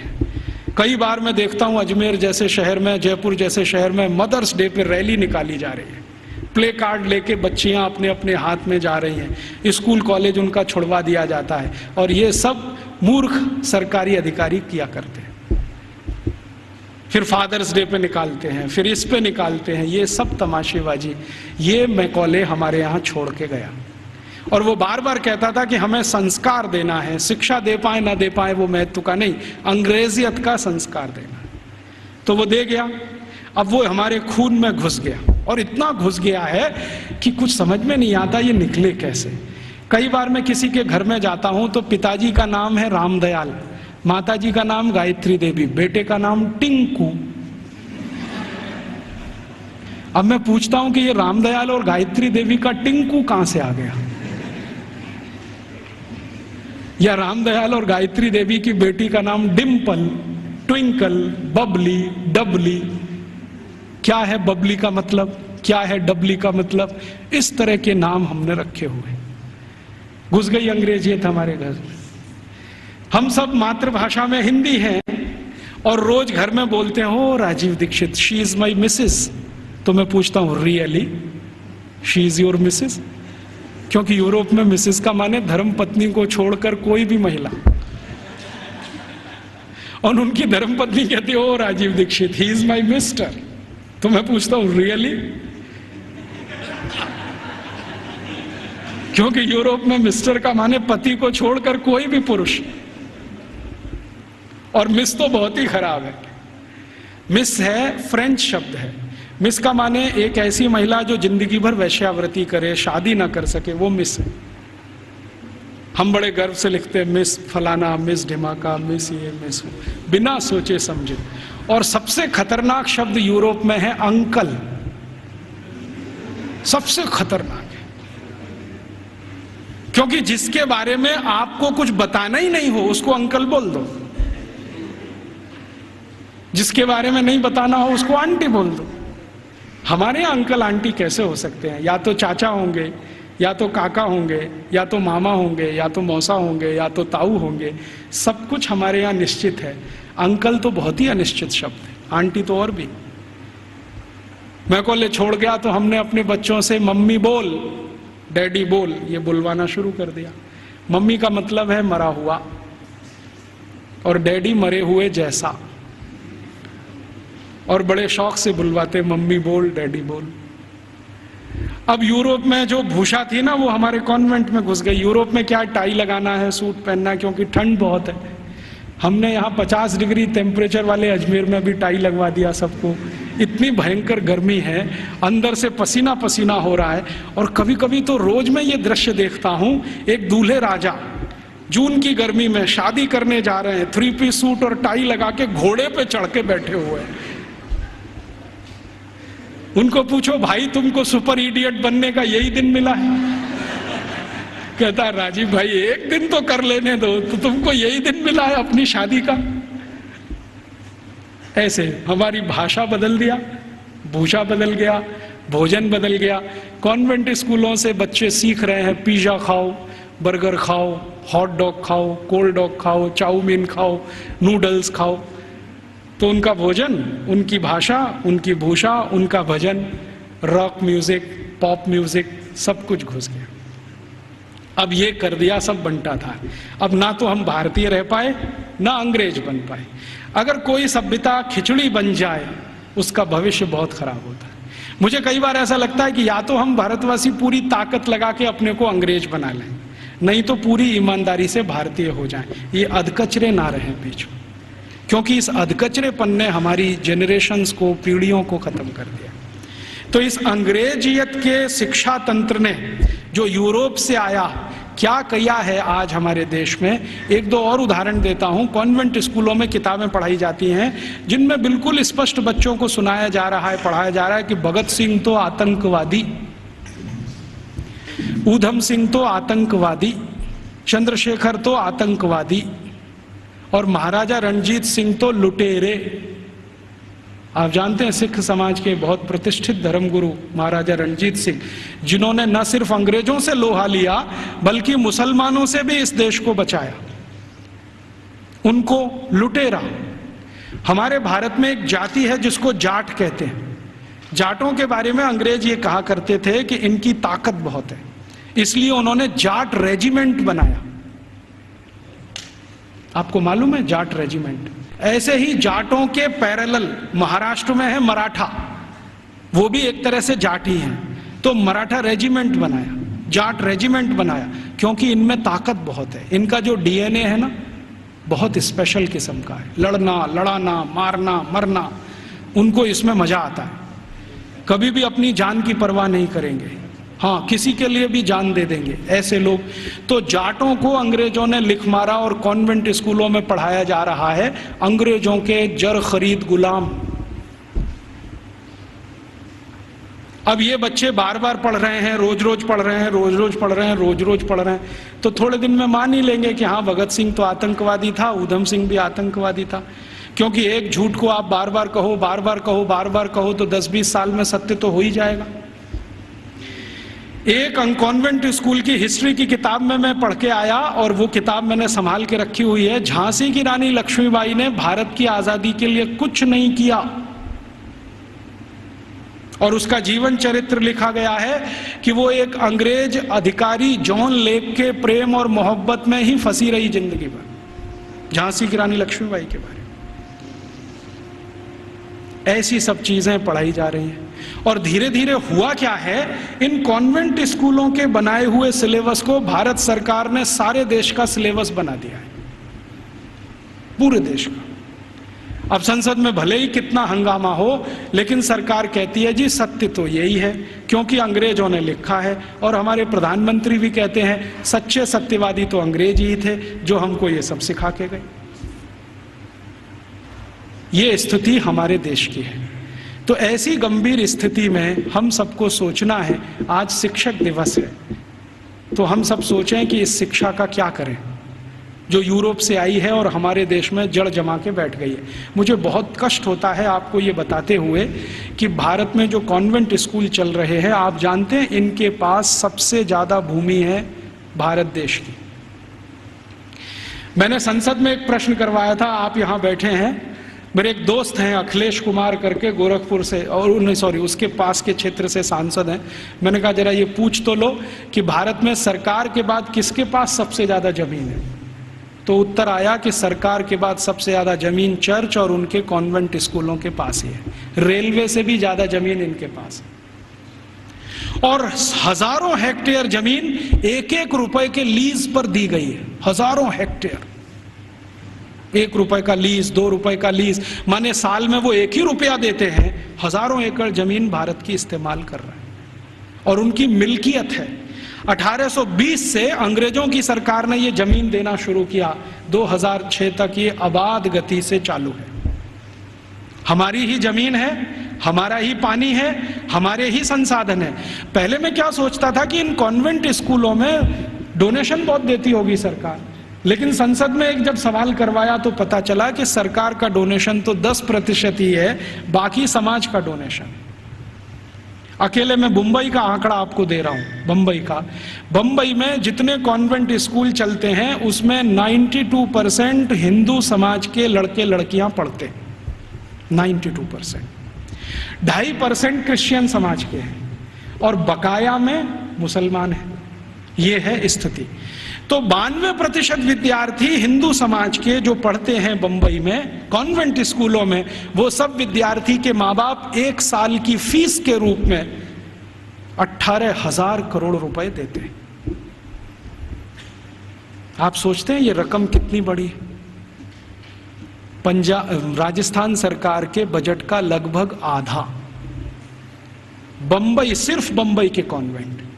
फिर कलकत्ता के कॉन्वेंट, मद्रास के कॉन्वेंट, हैदराबाद के कॉन्वेंट, दिल्ली के, इन सबको मैंने जोड़ना शुरू किया। फिर B क्लास सिटीज के कॉन्वेंट, जैसे अजमेर है, जयपुर है, ऐसे शहर। फिर C क्लास। कुल कॉन्वेंट स्कूलों में साल का भारतीय समाज के द्वारा 1 लाख करोड़ रुपए से ज्यादा का डोनेशन और फीस दी जा रही है। हमसे पैसा ले रहे हैं और हमारे ही बच्चों का दिमाग घुमा रहे हैं। और ऐसे ऐसे दिमाग घुमाए जाते हैं। एक कॉन्वेंट स्कूल के खिलाफ मैंने मुकदमा दाखिल किया हुआ है गुजरात हाई कोर्ट में। मामला क्या था, छोटे छोटे बच्चे वहां पढ़ने को आते हैं, तो उन बच्चों को लेने के लिए बस जाती है, तो ड्राइवर को कहा जाता है कि जानबूझ के बस बंद कर देना। तो कभी भी वो ड्राइवर बस बंद कर देता है। फिर बच्चों को कहता है देखो बस खराब हो गई, तुम्हारे भगवान का नाम लो। तो बच्चे का नाम लेते हैं, हनुमान जी का, राम का, बस चालू नहीं होती। फिर वो कहता देखो तुम्हारे भगवान तो कमजोर हैं, ये तो चालू नहीं हो रही, अब ईसा मसीह का नाम लो। जैसे ही बच्चे ईसा मसीह का नाम लेते हैं वो तुरंत स्टार्ट कर देता है। तो 3-3 साल के बच्चों के दिमाग में आ जाता अरे ईसा मसीह तो बहुत ताकतवर है। फिर वो बच्चे आके अपने घर में मम्मी पापा को बोलते हैं अरे देखो हमारी बस खराब हो गई थी, हमने ईसा मसीह का नाम लिया, वो चालू हो गई। ये मैंने एक घर में एक बच्चे के मुंह से सुना, उस दिन मेरी आत्मा हिल गई। मैंने कहा ये हो क्या रहा है। आज मैं आपके यहां आने से पहले शाहपुरा एक छोटे से नगर में था, तो वहां पर राम सनेही संप्रदाय के एक बड़े संत हैं। उन्होंने तो कहा कि इतना ही नहीं होता, कॉन्वेंट स्कूल में आगे भी होता है। बच्चे जो छोटे छोटे होते हैं ना, जिनके मन भोले भाले हैं, उनको एक खेल खिलाया जाता है कि उनके राम और कृष्ण है ना, उनकी मूर्तियां बनाई जाती हैं मेटल्स की और बच्चों को दिया जाता है। फिर वो कहते हैं कि स्विमिंग पूल में इनको तैराओ, तो बच्चे उनको डाल देते हैं, वो सब डूब जाती है क्योंकि मेटल्स की। तो कहते हैं देखो तुम्हारे भगवान डूब गए। फिर उन्हीं छोटे छोटे बच्चों को काष्ठ की मूर्तियां दी जाती हैं, लकड़ी की, ईसा मसीह की, कहते हैं तैराओ, तो वो तैरने लगती है। तो बच्चों को कहते हैं देखो ईसा मसीह इतने ताकतवर हैं कि वो तैर सकते हैं, रामकृष्ण तो डूब गए तो तुमको भी डूब। तो लोकमान्य तिलक की इस बात को फिर याद करें, दुश्मन हमसे ताकतवर है, बहिष्कार करो और असहयोग करो। बाद में गांधी जी ने उसको और तेज से कहा। हम इन कॉन्वेंट स्कूलों को और इस एजुकेशन को हटाना चाहते हैं यूरोपियन, तो इसके लिए असहयोग करो और बहिष्कार करो। मतलब मैंने आपसे कहा कि 92% विद्यार्थी हमारे हैं जो वहां पढ़ने जा रहे हैं, इनको रोको। और हम इसको अपने घर से शुरू करें कि हम हमारे घर के किसी बच्चे को कॉन्वेंट में नहीं पढ़ाएंगे, क्योंकि हम उसको बास्टर्ड नहीं बनाएंगे। वो इंजीनियर बने ना बने, डॉक्टर बने ना बने, कम से कम बास्टर्ड तो ना बने। इतना अपमान तो ना करें हम अपने पिता का। तो हम नहीं भेजेंगे हमारे बच्चों को। तो फिर कहाँ भेजेंगे? जो हमारे स्कूल चलते हैं उनमें भेजेंगे। फिर आप कहेंगे उनमें सुख सुविधाएं कम हैं, बढ़ जाएंगी। जब धन का प्रवाह कॉन्वेंट स्कूलों से भारतीय स्कूलों की तरफ होगा तो सुविधाएं भी बढ़ जाएंगी। आप सोचो 18,000 करोड़ रुपया बंबई के कुछ कॉन्वेंट स्कूल को हर साल मिलता है, इतना ही रुपया आर्य समाज के गुरुकुलों को मिल जाए, या सनातन समाज के लोगों को मिल जाए, या किसी और संस्थाओं को मिल जाए जो भारतीयता आधारित गुरुकुल चलाते हैं, तो वो सुख सुविधाओं वाले हो जाएंगे। वो तो धन के प्रवाह को बदलने की जरूरत है। अभी धन का प्रवाह कॉन्वेंट स्कूलों की तरफ है तो सुख सुविधाएं वहां ज्यादा हैं।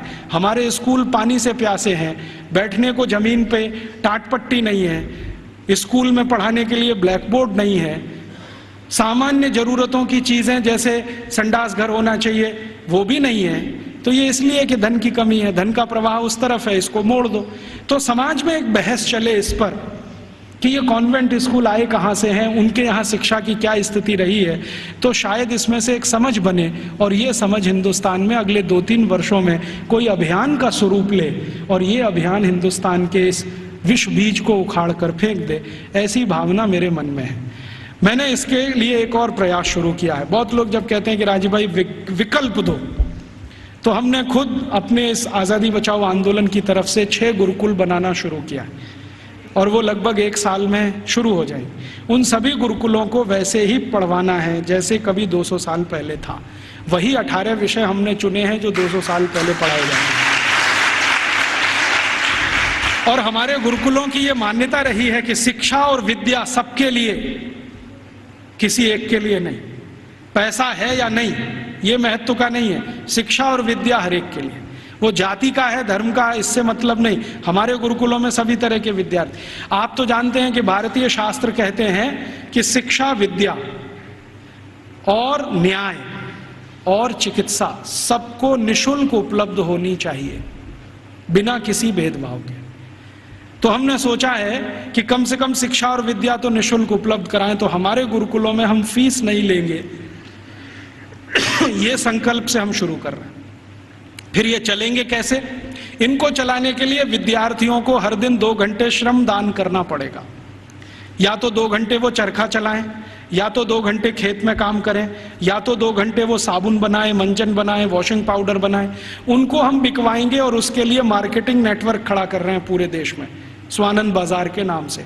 इनमें ये वस्तुएं बिकेंगी, उससे आमदनी होगी और गुरुकुल उससे चलेंगे, फीस किसी को नहीं देनी पड़ेगी।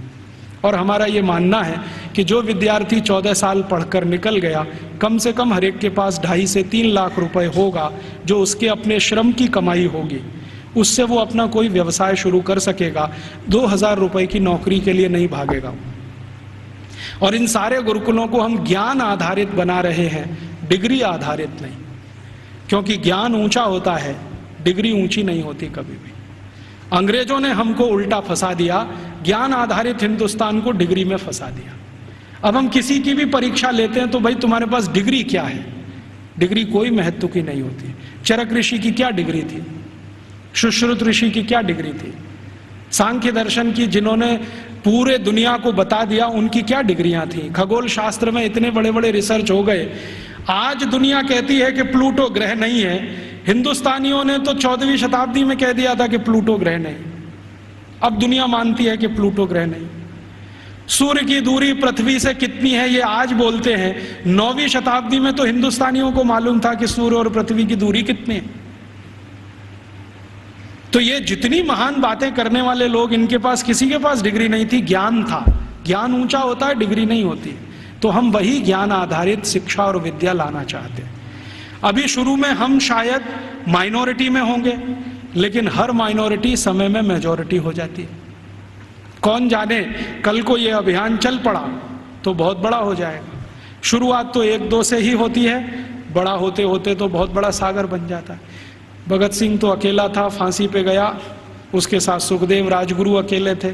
सबसे पहले तो मंगल पांडे अकेला था, क्योंकि उसकी छावनी में कोई मदद करने को तैयार नहीं। फिर देखो कि हजारों लाखों मंगल पांडे हुए। तो आज हम शुरू कर रहे हैं, हो सकता है थोड़े दिन में ये हजारों लाखों हो जाए, लेकिन इसमें आप सबका प्रयास होगा तो होगा। अकेले हम करेंगे तो नहीं होगा। तो आप भी इसमें लगें, हम भी लगे हैं। और आप में से जो आर्य समाजी हैं उनके लिए तो ये बहुत आसान है। मैंने एक पाठ्यक्रम तैयार किया है, आर्य समाज के जितने गुरुकुल भारत में चलते हैं उनको हम वो दे सकते हैं। हमारा उस पर कोई कॉपीराइट नहीं है, सबको कॉपी करने का कंप्लीट राइट है, क्योंकि हम मानते नहीं कि ज्ञान पर किसी का विशेष अधिकार है। ज्ञान तो सबके लिए है। मैंने कहीं से लिया, आपको दिया, आप किसी और को दे दीजिए। तो आर्य समाज के सभी गुरुकुलों को मैं दे सकता हूं और दूसरे गुरुकुलों को दे सकता हूं। वहां भी ये साथ साथ शुरू हो जाए, हम प्रयास करें, आप भी करें, तो हो सकता है 3-4 साल में इस देश की शिक्षा का ढांचा और दिशा दोनों बदल जाए। ऐसे अभीष्ट की कामना करके आपके पास आया। आपने बड़े ध्यान शांति से सुना, आपका आभारी हूँ। इन बातों को किसी और को भी सुनाएंगे तो और आभारी रहूँगा। कुछ बातें ऐसी मैंने कही हों जो आपको अच्छी न लगी हो तो उनको यहीं छोड़कर जाइए, उसके लिए माफ़ी चाहता हूँ। धन्यवाद। दोस्तों, सबसे पहले तो चैनल सब्सक्राइब करें, फिर लाइक, कमेंट और शेयर करें। और हाँ, हमारा एंड्रॉयड ऐप डाउनलोड करना ना भूलें।